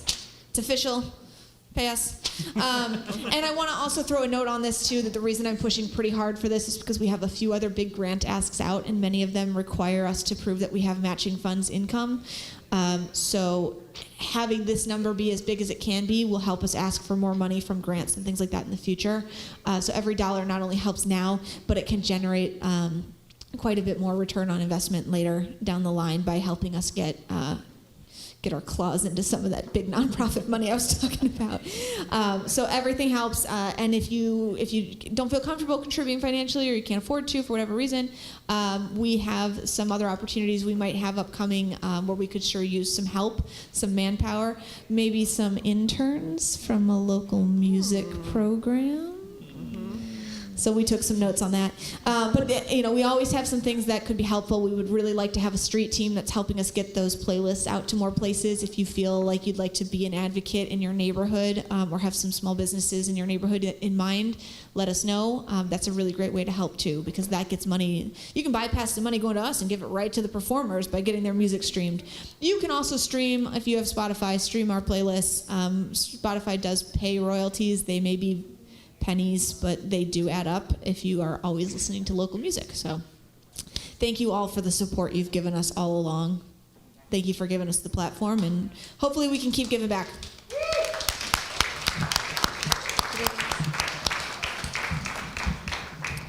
Before I open it up to questions for Listen CLE, I wanted to comment from our last meeting at the Bop Stop. She reminded me when Cleveland Guardians were mentioned, I had someone randomly come up to me towards the end of the program and introduced himself, and he's a rep from the Guardians who happened to come across our event on Twitter and loves music. And that led to a collaboration with some Cleveland musicians who created the new Cleveland Guardians theme song. Is Stacy Richardson here?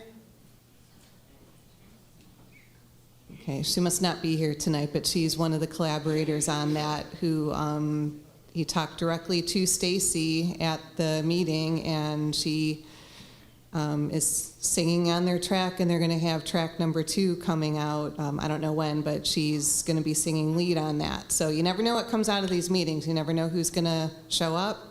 So spread the word when we have these, because, I did not plan on that happening last time.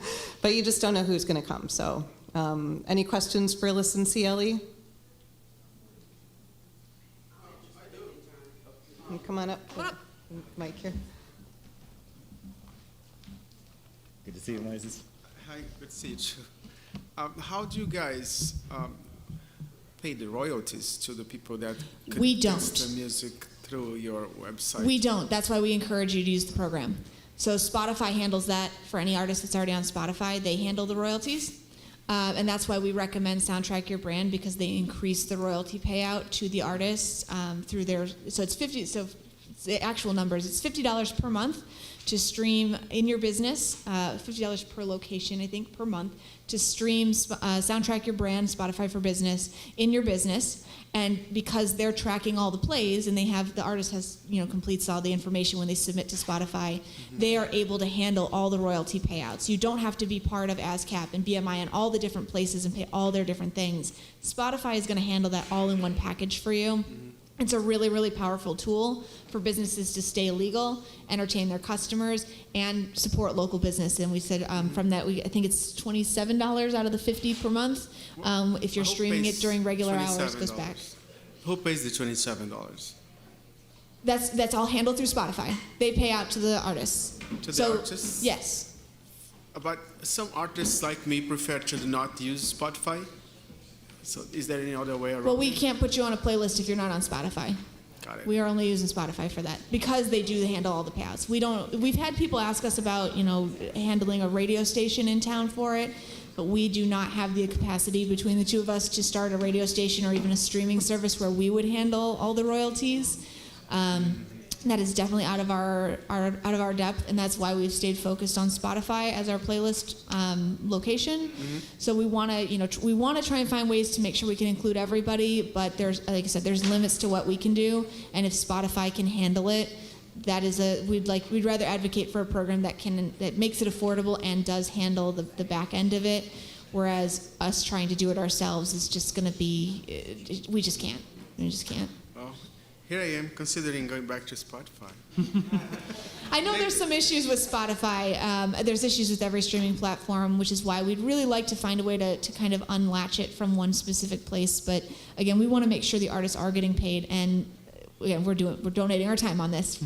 We do not have the time to figure out royalties for everybody on a radio station, so I'm sorry. And a quick rundown of where we got those numbers. So we did the math based on their payouts, and if you were streaming, if your business is open 6 days a week, 12 hours a day, and you were playing these playlists the entire time, that's where the number of $27 going back into the local music economy paid out through BMI and ASCAP and CSAC to artists that are registered with those performing rights organizations. That's the amount that would get paid for that number of hours if you assume a 4-minute song, which is the average length on our Groove playlist. So we've run the numbers, and it's the best way we can figure out. I'm a musician, so I don't necessarily love Spotify either. I completely get that, but it was the lowest barrier to entry, and they provide the most comprehensive business-focused streaming service that we could find, and we do not get any kind of kickbacks from Soundtrack Your Brand. We tried to reach out to them, and they didn't. We tried to get them to do a Cleveland business-specific package so that they could maybe pay $30 a month or $40 instead of $50 a month. Which is still a lot cheaper than a lot of the other paying for all the different places. A lot of people just don't pay for licensing for music, and so they're playing top 40 hits, and no one's getting money off of that. I don't know if it hurts them as much as it hurts local music, but we really wanted to make sure when we did this that local musicians would get paid for their work. And so that's why we stuck with the Soundtrack Your Brand. That is something you can sign up for independently. You don't have to go through us for it. And if you have a small business and you are streaming music, you should have an account, or you should be paying the royalties somewhere. We just think you should be keeping it local. We can also give you signage to put in your stores that says you're listening local to help, kind of cash in a little bit on that supporting local. Hi, I am a current student at the Ohio Media School, and I am looking forward to all and any internships you guys are offering. My name is the Latinia Marie, so please, I want to introduce myself to all of y'all after all of this is over with. You better believe it. Wonderful to meet you. Are there any other questions? We're, of course, also happy to answer anything one-on-one if you'd rather not ask in front of everybody. We're here. We're here for you. Okay, so we're going to take a break now and have Messmaker perform. You don't have to go far.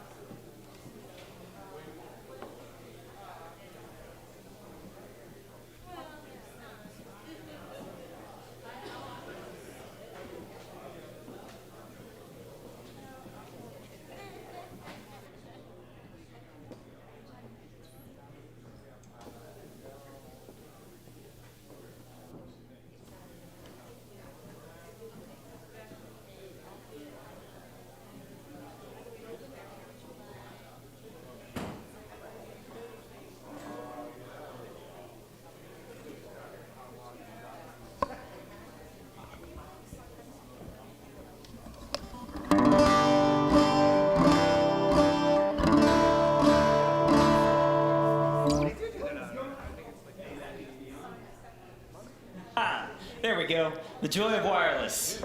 What is going on, Gooseland? You just saw me here, but I had sleeves on. Now I don't, so I'm a different person. My band is called Messmaker. I'm going to do some of our songs.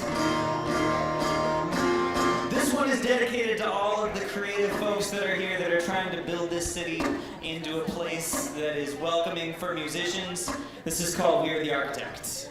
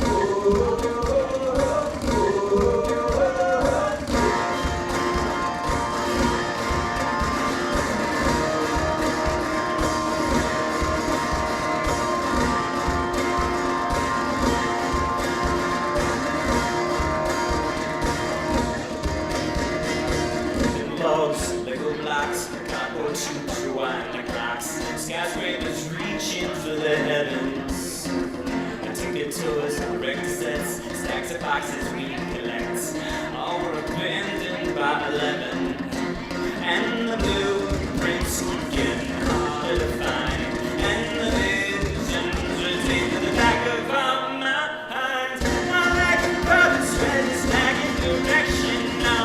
We scratch the surface, we don't need your protection, 'cause there's nobody coming to our defense. Oh, we are the architects.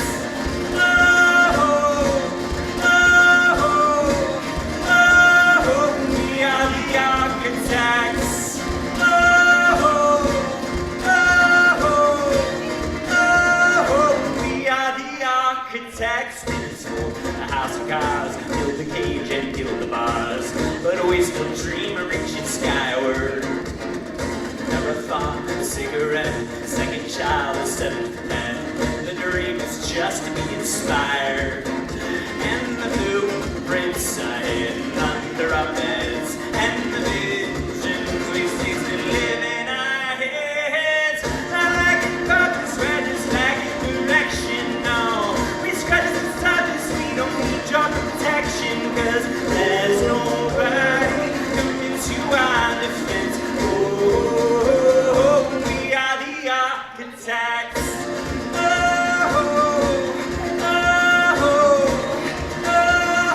We are the architects.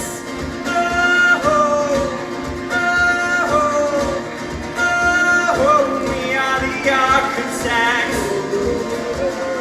We can still build skyscrapers.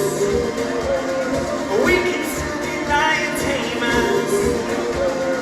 We don't have to keep taking bricks from our foundation so that it won't blow away.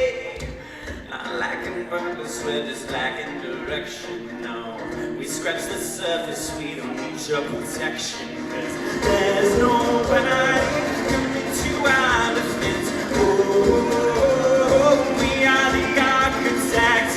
Not lacking purpose, we're just lacking direction, no. We scratch the surface, we don't need your protection, 'cause there's nobody coming to our defense. Oh, we are the architects.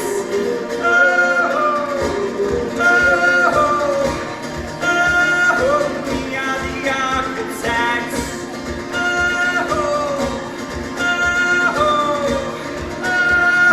We are the architects.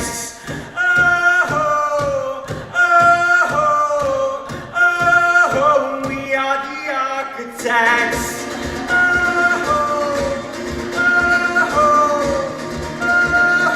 We are the architects. Thank you so much. So you might have noticed I'm making a lot more noise than you'd expect from one dude with a little acoustic guitar up here. And that's because of the magical boxes at my feet that you may not be able to see, but they're down there. One of them is called a loop station, which means if I'm playing a guitar part like this, then I want to have it keep going. Without me having to play it again, I can hit the pedal and go.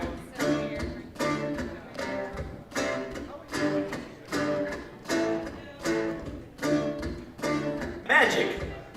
Look, mono hands. So, let's say I want a little bit of a beat behind that. So I'm gonna beatbox on top of this to add that into the loop.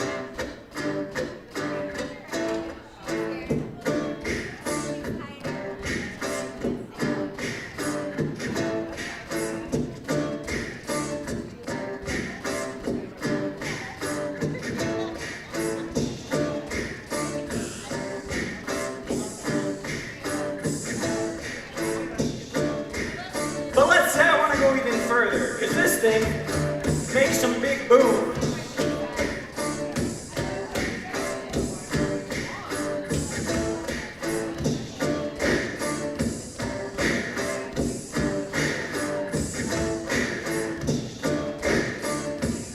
What about backing vocals?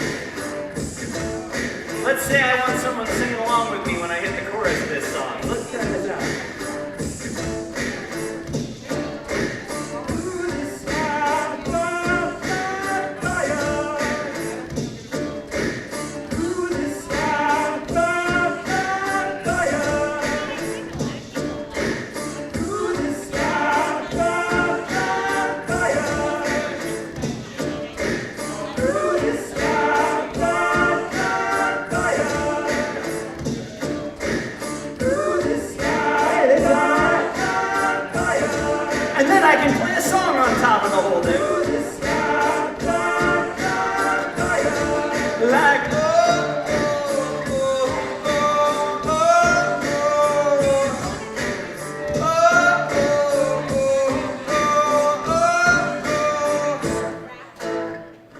This life is like a proving ground.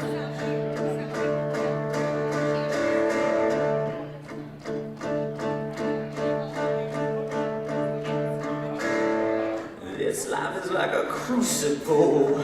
Sometimes it burns.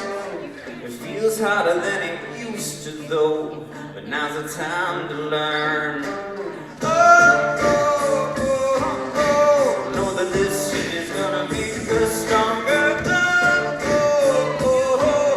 But everybody gets beat now and then if we make it through this time.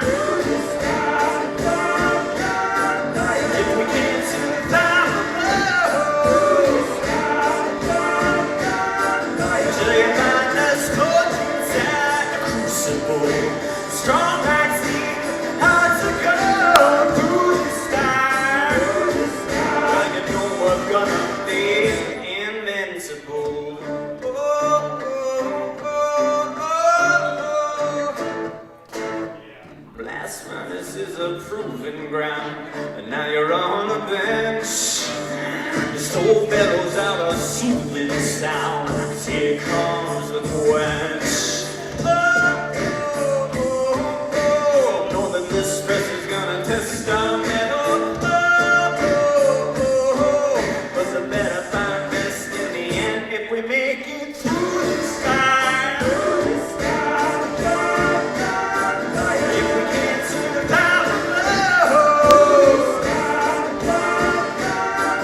till you find us caught inside a crucible, strong like steel, hard to go through this time. Well, you know we're gonna be invincible. Oh. Well, you're taking your turkey, the hammer and startle, the pain you're refusing to feel. 'Cause it burns in the morning, a furnace and burning the flames that are forging your steel. Is the flames that are forging your steel. If we make it through this fire, if we can't survive the blows, shall you find us caught inside a crucible, strong like steel? Yeah, if we make it through this time. If we can't survive the blows, shall you find us caught inside a crucible, strong like steel, hard to go through this time. Well, you know we're gonna be, yeah, you know we're gonna be invincible. Oh, oh, oh, oh, oh, invincible. Oh, oh, oh, oh, oh, invincible. Thank you so much.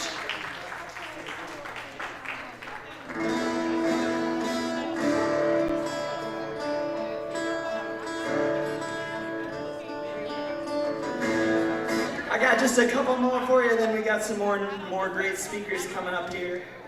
This song is called Let Me Go With You.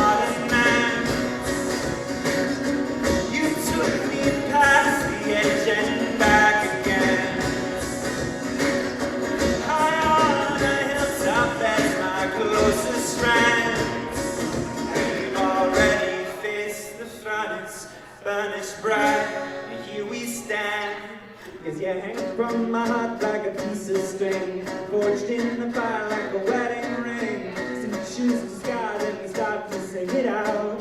Oh, oh, oh, oh, oh, oh, yeah. Hang from my heart like a piece of string, forged in the fire like a wedding ring. So you choose the sky, then we start to sing it out.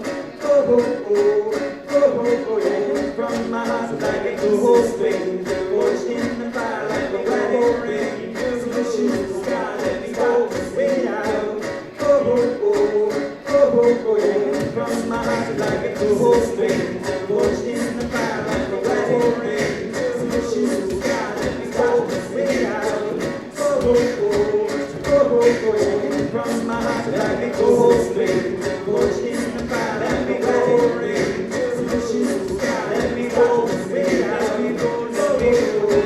Oh, oh, oh, yeah. Hang from my heart like a gold string, forged in the fire like a wedding ring. So you choose the sky, then we start to sing it out. Oh,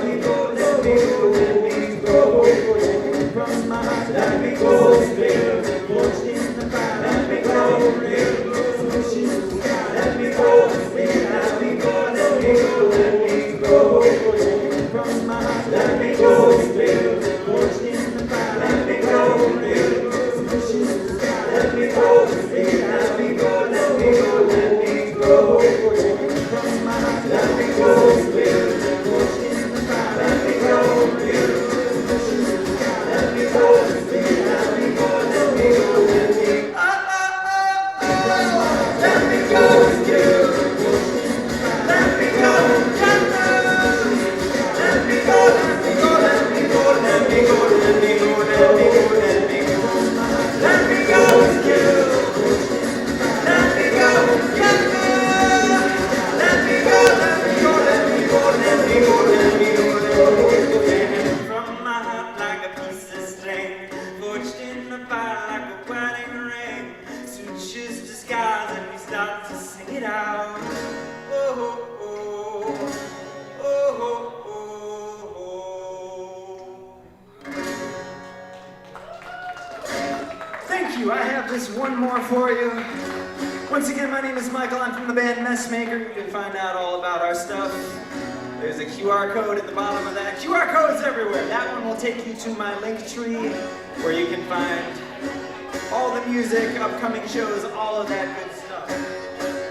This song is called More Than You Believe You Are. It's been a pleasure sharing this stage with so many amazing people that are trying to make beautiful things happen here in Cleveland. And thank all of you for being here. There is more happening up here when I get off stage, so don't you go anywhere.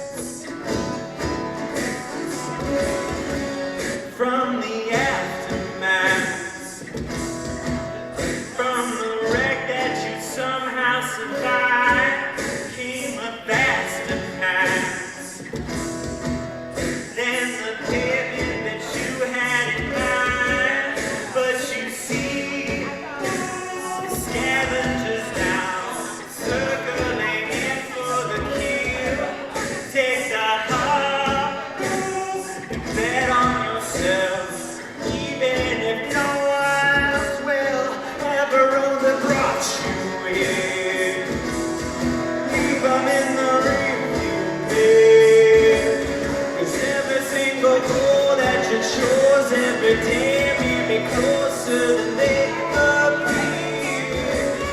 Every whisper that you heard, don't believe a single word. Pressure makes diamonds, you'll shine like a star. More than you believe you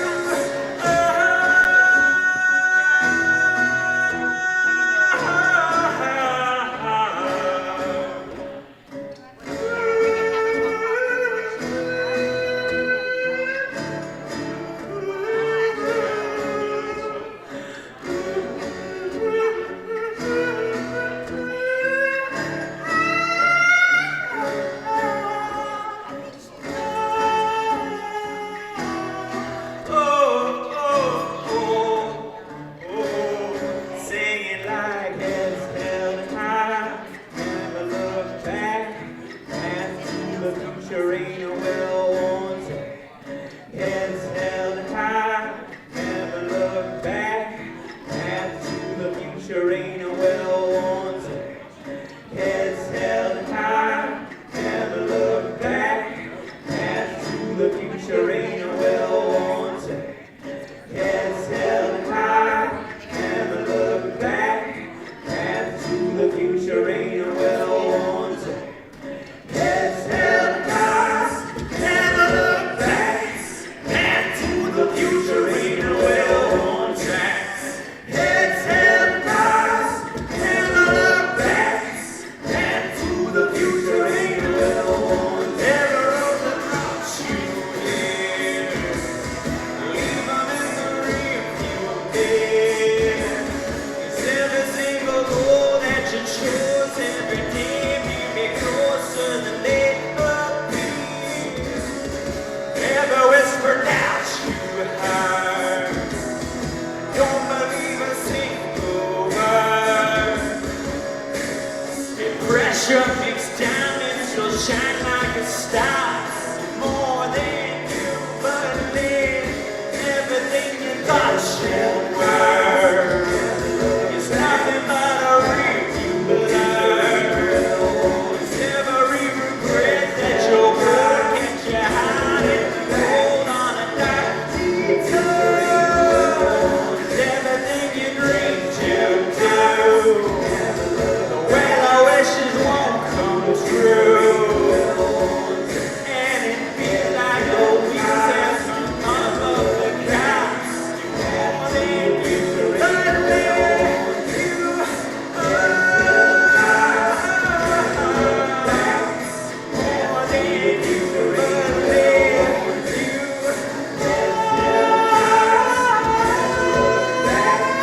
More than you believe you are. Thank you so much. I'm Michael from Messmaker, and there's some more great panelists coming up, so stick around. Eyes never look back. Path to the future ain't a well-wanted. Head held high, never look back. Path to the future ain't a well-wanted.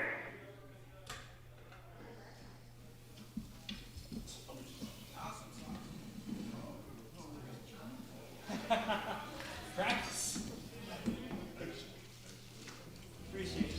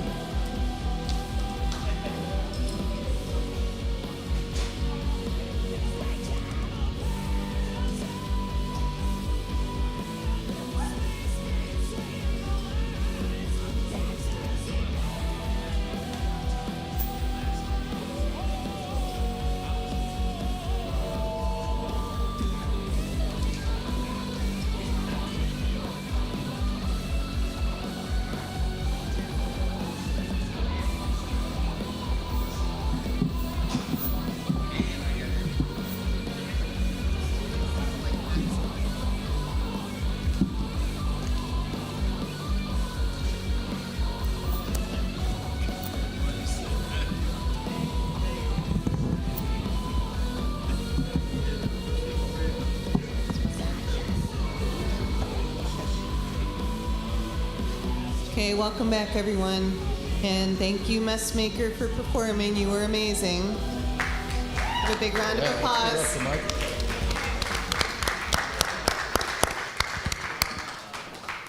So just to finish out the night, I wanted to, we're going to talk about some potential, about bringing music conventions to Cleveland and building some conventions here.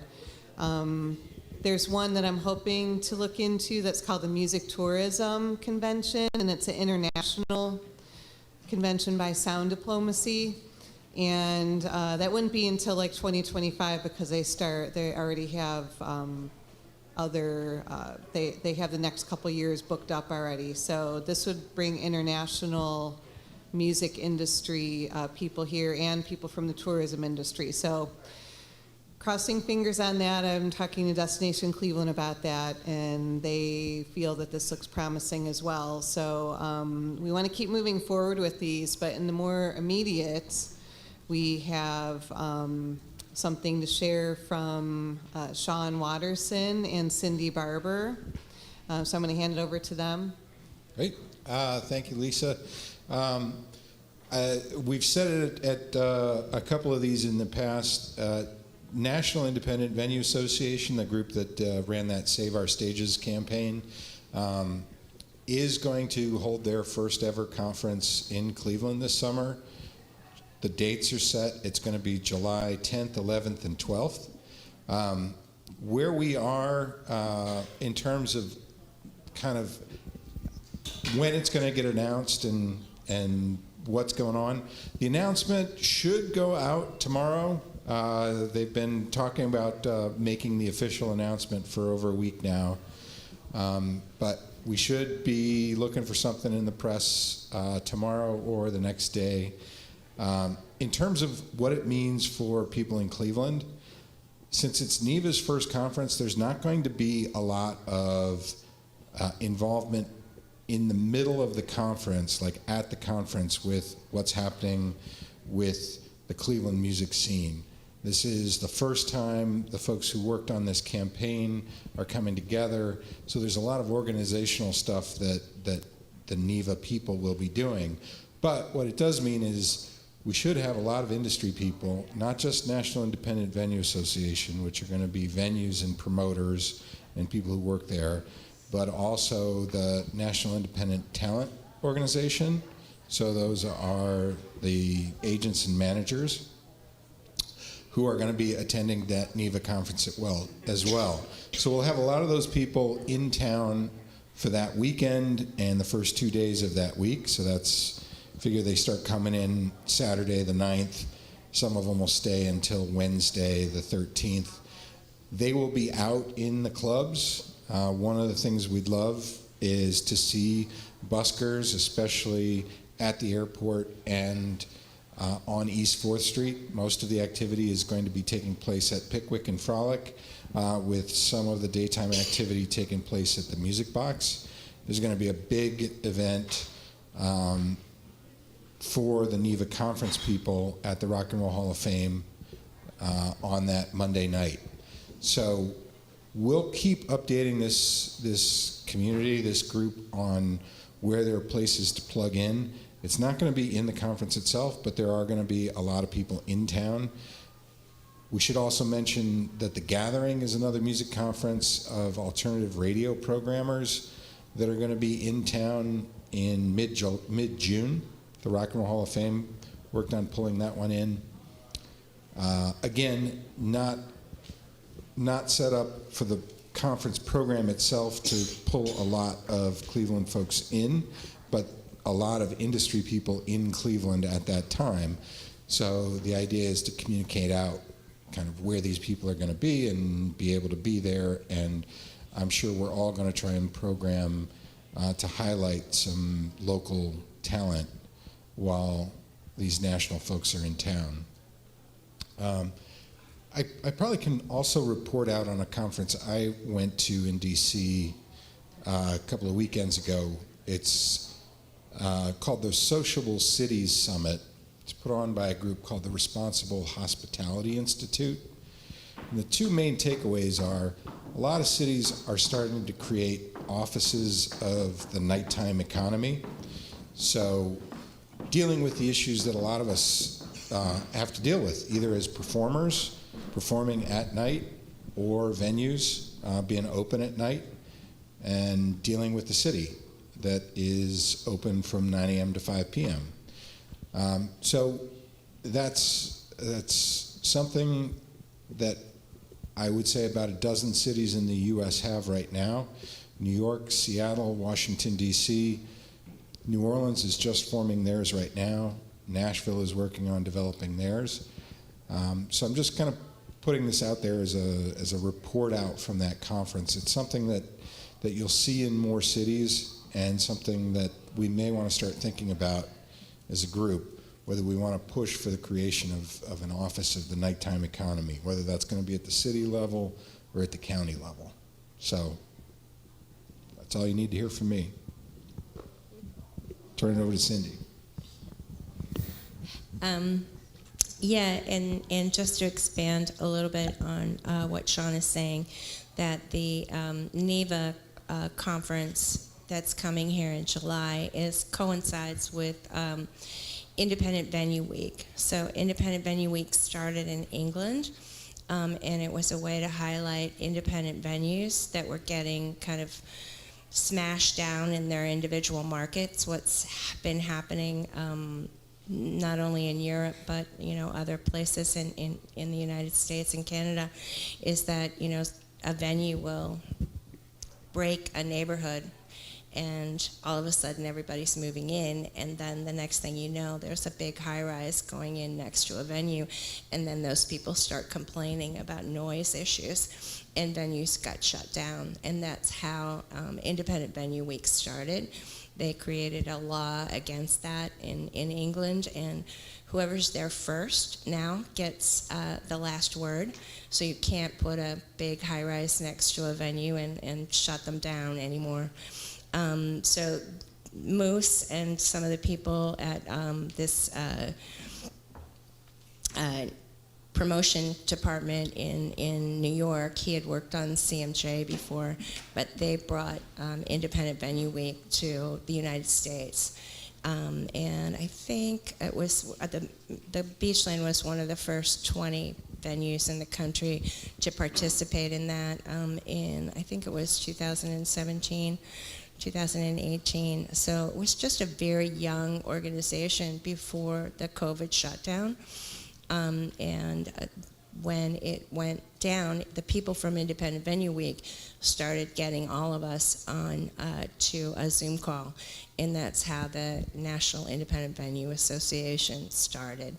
So that July week, people across the country who are independent venues as opposed to corporate venues are programming music and events and trying to highlight the fact that there are lots of independent venues across the country that were in danger and probably would have been put out of business during COVID if it wasn't for the work that was done.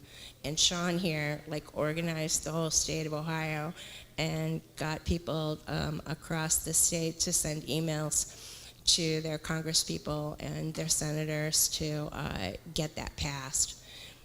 The National Independent Talent Organization that's coming, which is like booking agents and managers, also got their musicians to send letters.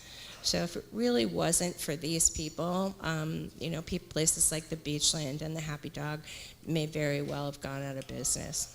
So support. Watch for things online, because I think that what NEVA is going to do here in this first conference is talk about next steps, because there needs to be new legislation that happens federally to help our genre, music that's not classical, that's not funded through a nonprofit, survive. A lot of other countries pay their performers to travel. Canada, a lot of European countries.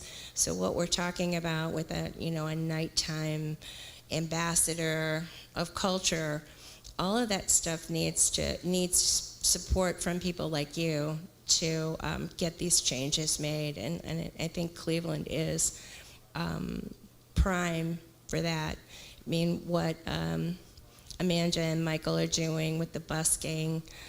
I started Cleveland Rocks, Past, Present, and Future now 10 years ago because I was on a panel at the Rock Hall when people were asking, why don't we have people playing at the airport?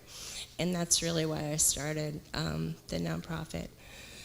So we're starting to get some energy and some positive direction. I think that we have a new mayor, and we need to send that message into them that we do need a cultural ambassador for music in this town.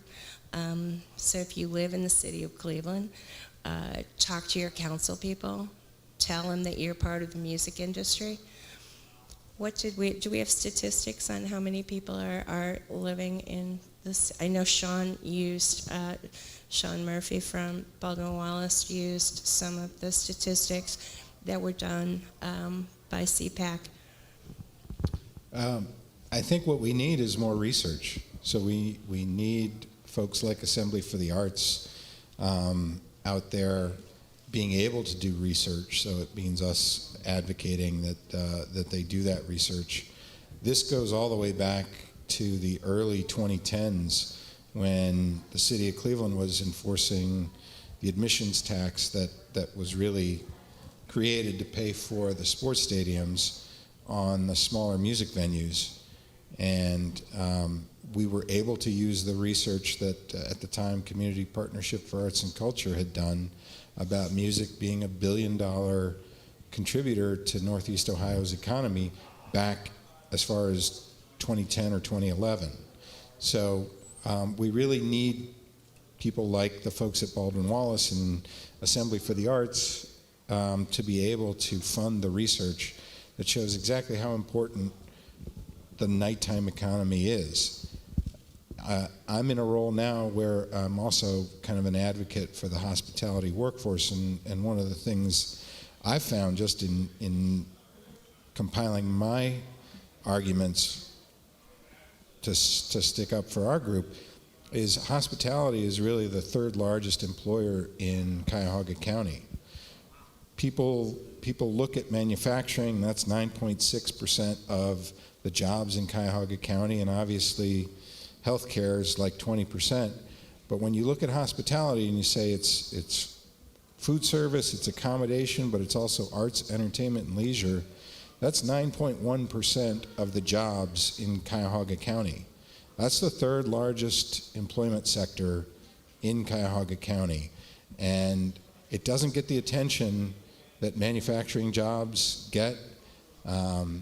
It's not as sexy in terms of economic development folks looking at the jobs they want to create. But the reality is the city you want to create has a vibrant arts and culture and hospitality sector, and the people who work in that sector and the people who run the small businesses in that sector need to be able to have sustainable jobs and sustainable businesses. So that's where a lot of my focus is this year, working on those issues. But really, we need that research to be able to push our elected officials to make it clear that we're here and we contribute. We contribute to the quality of life in this city, and it's important. It's important to the jobs they want to create, that the things that we do are there for people when they're not working, when we're working. So now I'm getting all advocate-y. But yeah, that's kind of what I do. So I'll give it back to Cindy. Yeah, and I just want to expound a little bit on Cleveland Rocks, Past, Present, and Future, because one of the things that our goal is to really help people make a living out of music. I mean, for as long as I've been around, right, and especially in the last few years, I mean, everybody has to like work a day job and then do their creative job at night, and it's because we don't have a real infrastructure here to like managers and booking agents and able to get people out there to actually sell their music. And the music industry is changing, right? I mean, it's not, you're not selling hard product anymore. You're like online, and you're getting people to come to your live shows to support you. So that's what my nonprofit is working on. We have an incubator program where we're getting people to apply for that and putting, we're lending $2,000 up to $2,000 for a project, which might be a tour, it might be finishing a record, it might be buying equipment to start a business, to record. And we've got a small cohort, and we're just starting to grow this, and I'm getting a lot of amazing volunteers to help get people through that project and just sort of be their sounding board. People from the Rock and Roll Hall of Fame, from the School of Rock. David, who's here, is an English professor and has been on the calls. And we do a Zoom call every 2 weeks on a Monday and kind of hear updates for people and talk them through next steps on what they could do to be a better music business person. Like what do you need to do? What can we do to help you? And the other part of our project is to grow and get showcases happening. So this year we've gotten a good amount of money in from grants from the Ohio Arts Council and also from Cuyahoga Arts and Culture. So we're doing a series of 17 showcases with 2 bands each along Waterloo this year. It'll be at the Tower Stage at the corner during the summer months. We're doing them in Beachland or Praxis Art Gallery. We did a show a couple of weeks ago. There's a lot of buildings and galleries on this street that we're trying to utilize and kind of move art and music together and kind of get creatives to introduce themselves to each other. We are also trying, now that COVID is finally kind of recessing, we purchased the Music Saves building, which was an independent record store, and we're in the process of turning that into a local resource, an actual physical space that people could walk into. And the goal there is to carry local product of local musicians and provide resources and take donations of local books and flyers and memorabilia and try to work with the Rock Hall Archives to scan things and get it into their they have a Northeast Ohio special projects that we could help them with by having a street level resource area that people could come in and donate. So we're looking for more money for that right now. And I know that Amanda and Mike are looking for funding, and that is a great program. They're using IOBE, that's through Cuyahoga Arts and Culture. So that's a dollar for dollar match, and we've done that through the nonprofit several times, and it's really rewarding because it always feels better that you're getting, for like what Amanda said, you're getting $20 when somebody gave you 10. And we'll probably look at that again, and IOBE is a wonderful resource. If anybody has any ideas for projects, also, Amanda and Michael are using Assembly for their fiscal agency, because you have to be a nonprofit or you have to have a relationship with a nonprofit. So if anybody has a project that they want to do, you should talk to Assembly or the Cleveland Rocks people, and we can try to help you through a project like we're trying to support Michael and Amanda. So if anybody has any questions about the nonprofit, Morris it's selling t-shirts, so if you want to buy a t-shirt, that would help us too. Thanks.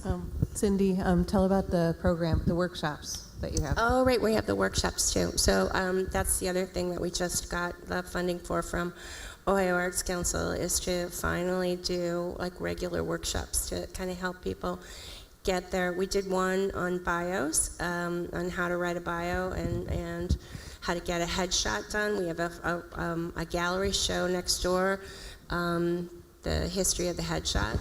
Everybody needs a headshot. We'll have a list of photographers on our website for you to have a resource to get one. And then on April 24th, we're doing EPK.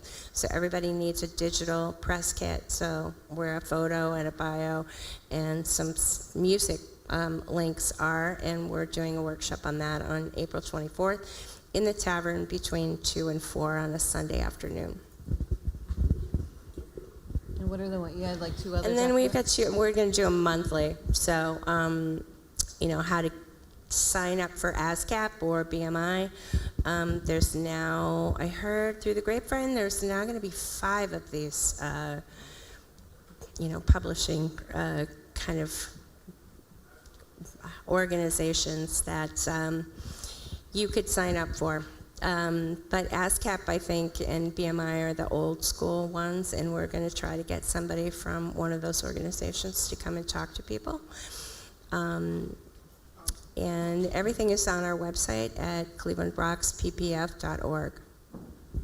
When is somebody from ASCAP coming? We're going to try to do that in May. May 15th. Yeah, May 15th. Any other questions?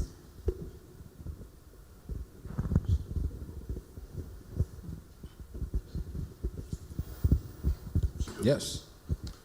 As a musician, someone trying to grow in the industry, bottom up. For me, I remember the Woodstock era. I'm a product of the 50s through the 60s. So at this point, my endeavor is to bring that back. We've got a lot of political issues going on now, but for the general musician or entertainment or entertainer, what's available for everybody to come together as a one and relive that thing? And what would be the process? Number one, I reflect back to the 60s, we had Vietnam and everything. I look back at John Baez and the people of the 60s, Bob Dylan. Music was constantly changing. Somewhere, in my opinion, personally, it got stymied.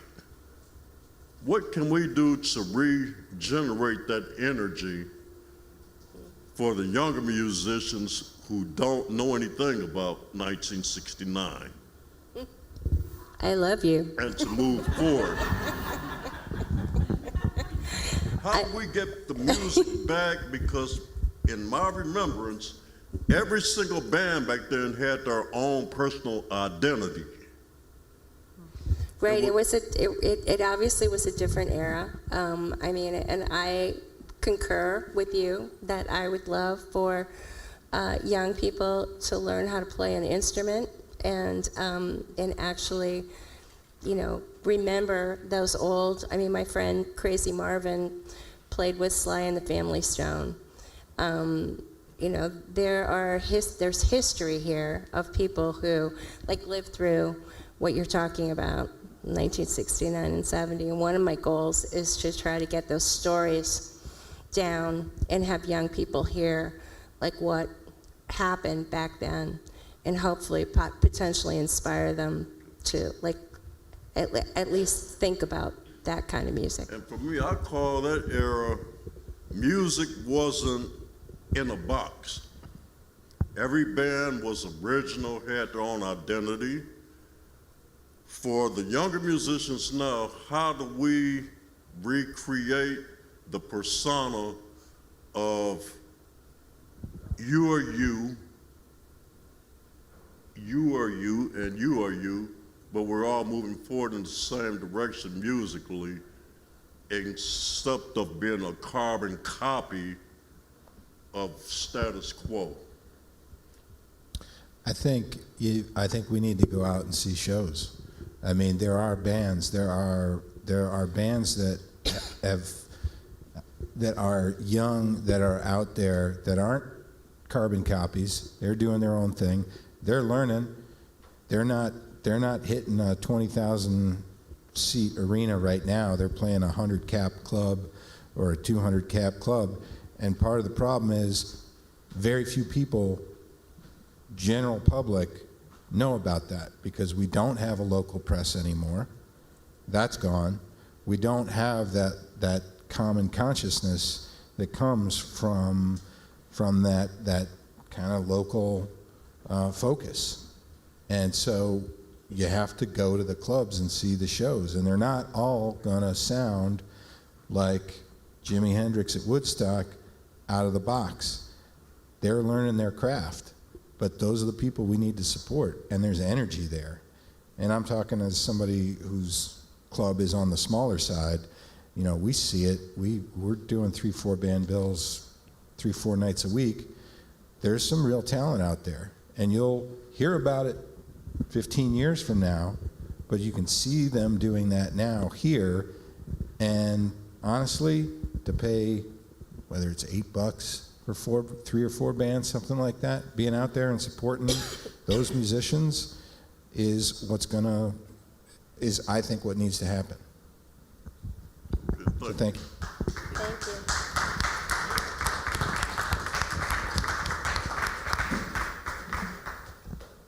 Anyone else? Okay, well, thank you all for coming. Yeah, hey, let's thank Lisa for putting these things together. It's a lot of work. Thank you. And Thank you. yes, Thank you. and Cindy for hosting. Yes, thank you again, You Cindy. get the next one. Thanks for coming out, everyone. And next event's probably not going to be until middle of summer. We were talking maybe right after. So you'll have something to report from, after the NEVA convention. And everybody gets busy in the summer. So we're probably looking at sometime midsummer. We'll let you know when the date is. And we'll post updates on the Facebook group. Yep. Yeah. Join the Facebook group if you haven't already, and we always post updates in there.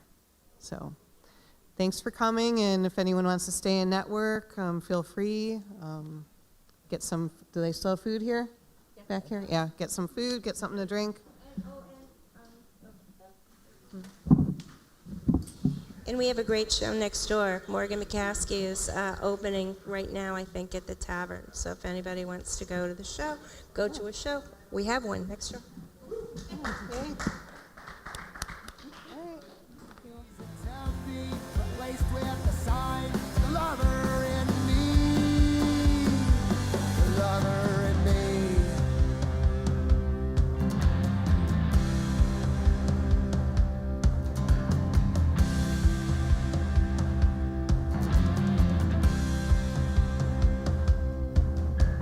Take this, don't break this, I know you've got no place to go. Blisters, the burns, the golden sun to your snow. Oh, over my station to hold and to waste on the one that I need, the one that I need. And no, we run while coming undone, replaced with the sign of a heartache to come, wandering free. Replaced with the sign of the lover in me. What I wanted to know, I could take any more.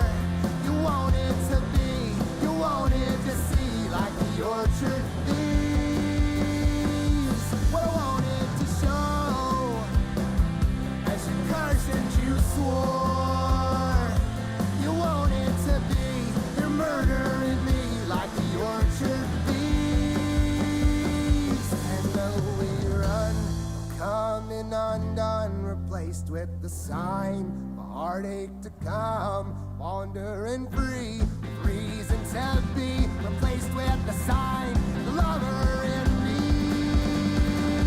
the lover in me.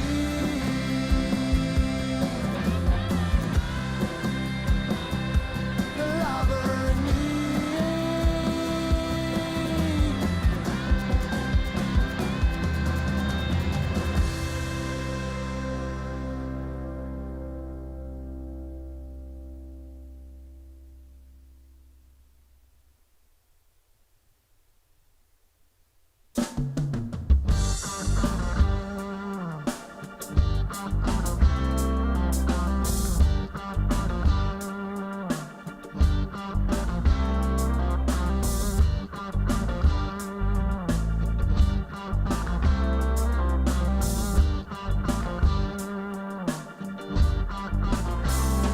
I was born with eyes beyond the limits, the sand and seas. I was born a mystery. Who I am will always be. Lord is man, man is Lord. We live, we love, we kill by the soul. Earth and stars, treasures in space, confined by nothing, nobody or place. The wise, the blind, give us peace through endless time.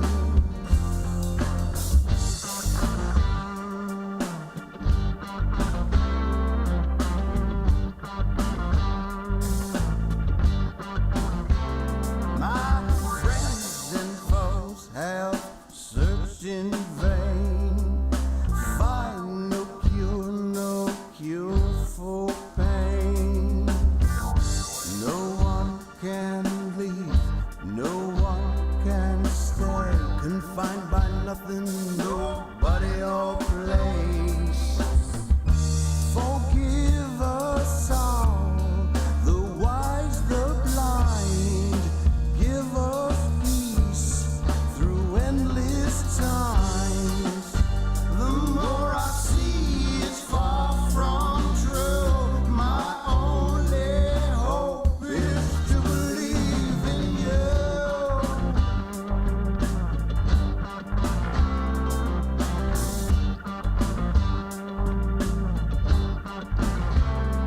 Our life on earth is filled with thorns.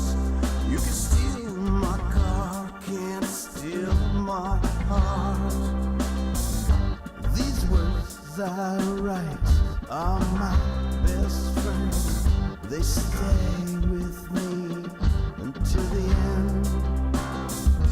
Forgive us all, the wise, the blind, give us peace through endless times. Through endless times. The more I see is far from true. My only hope is to believe in you.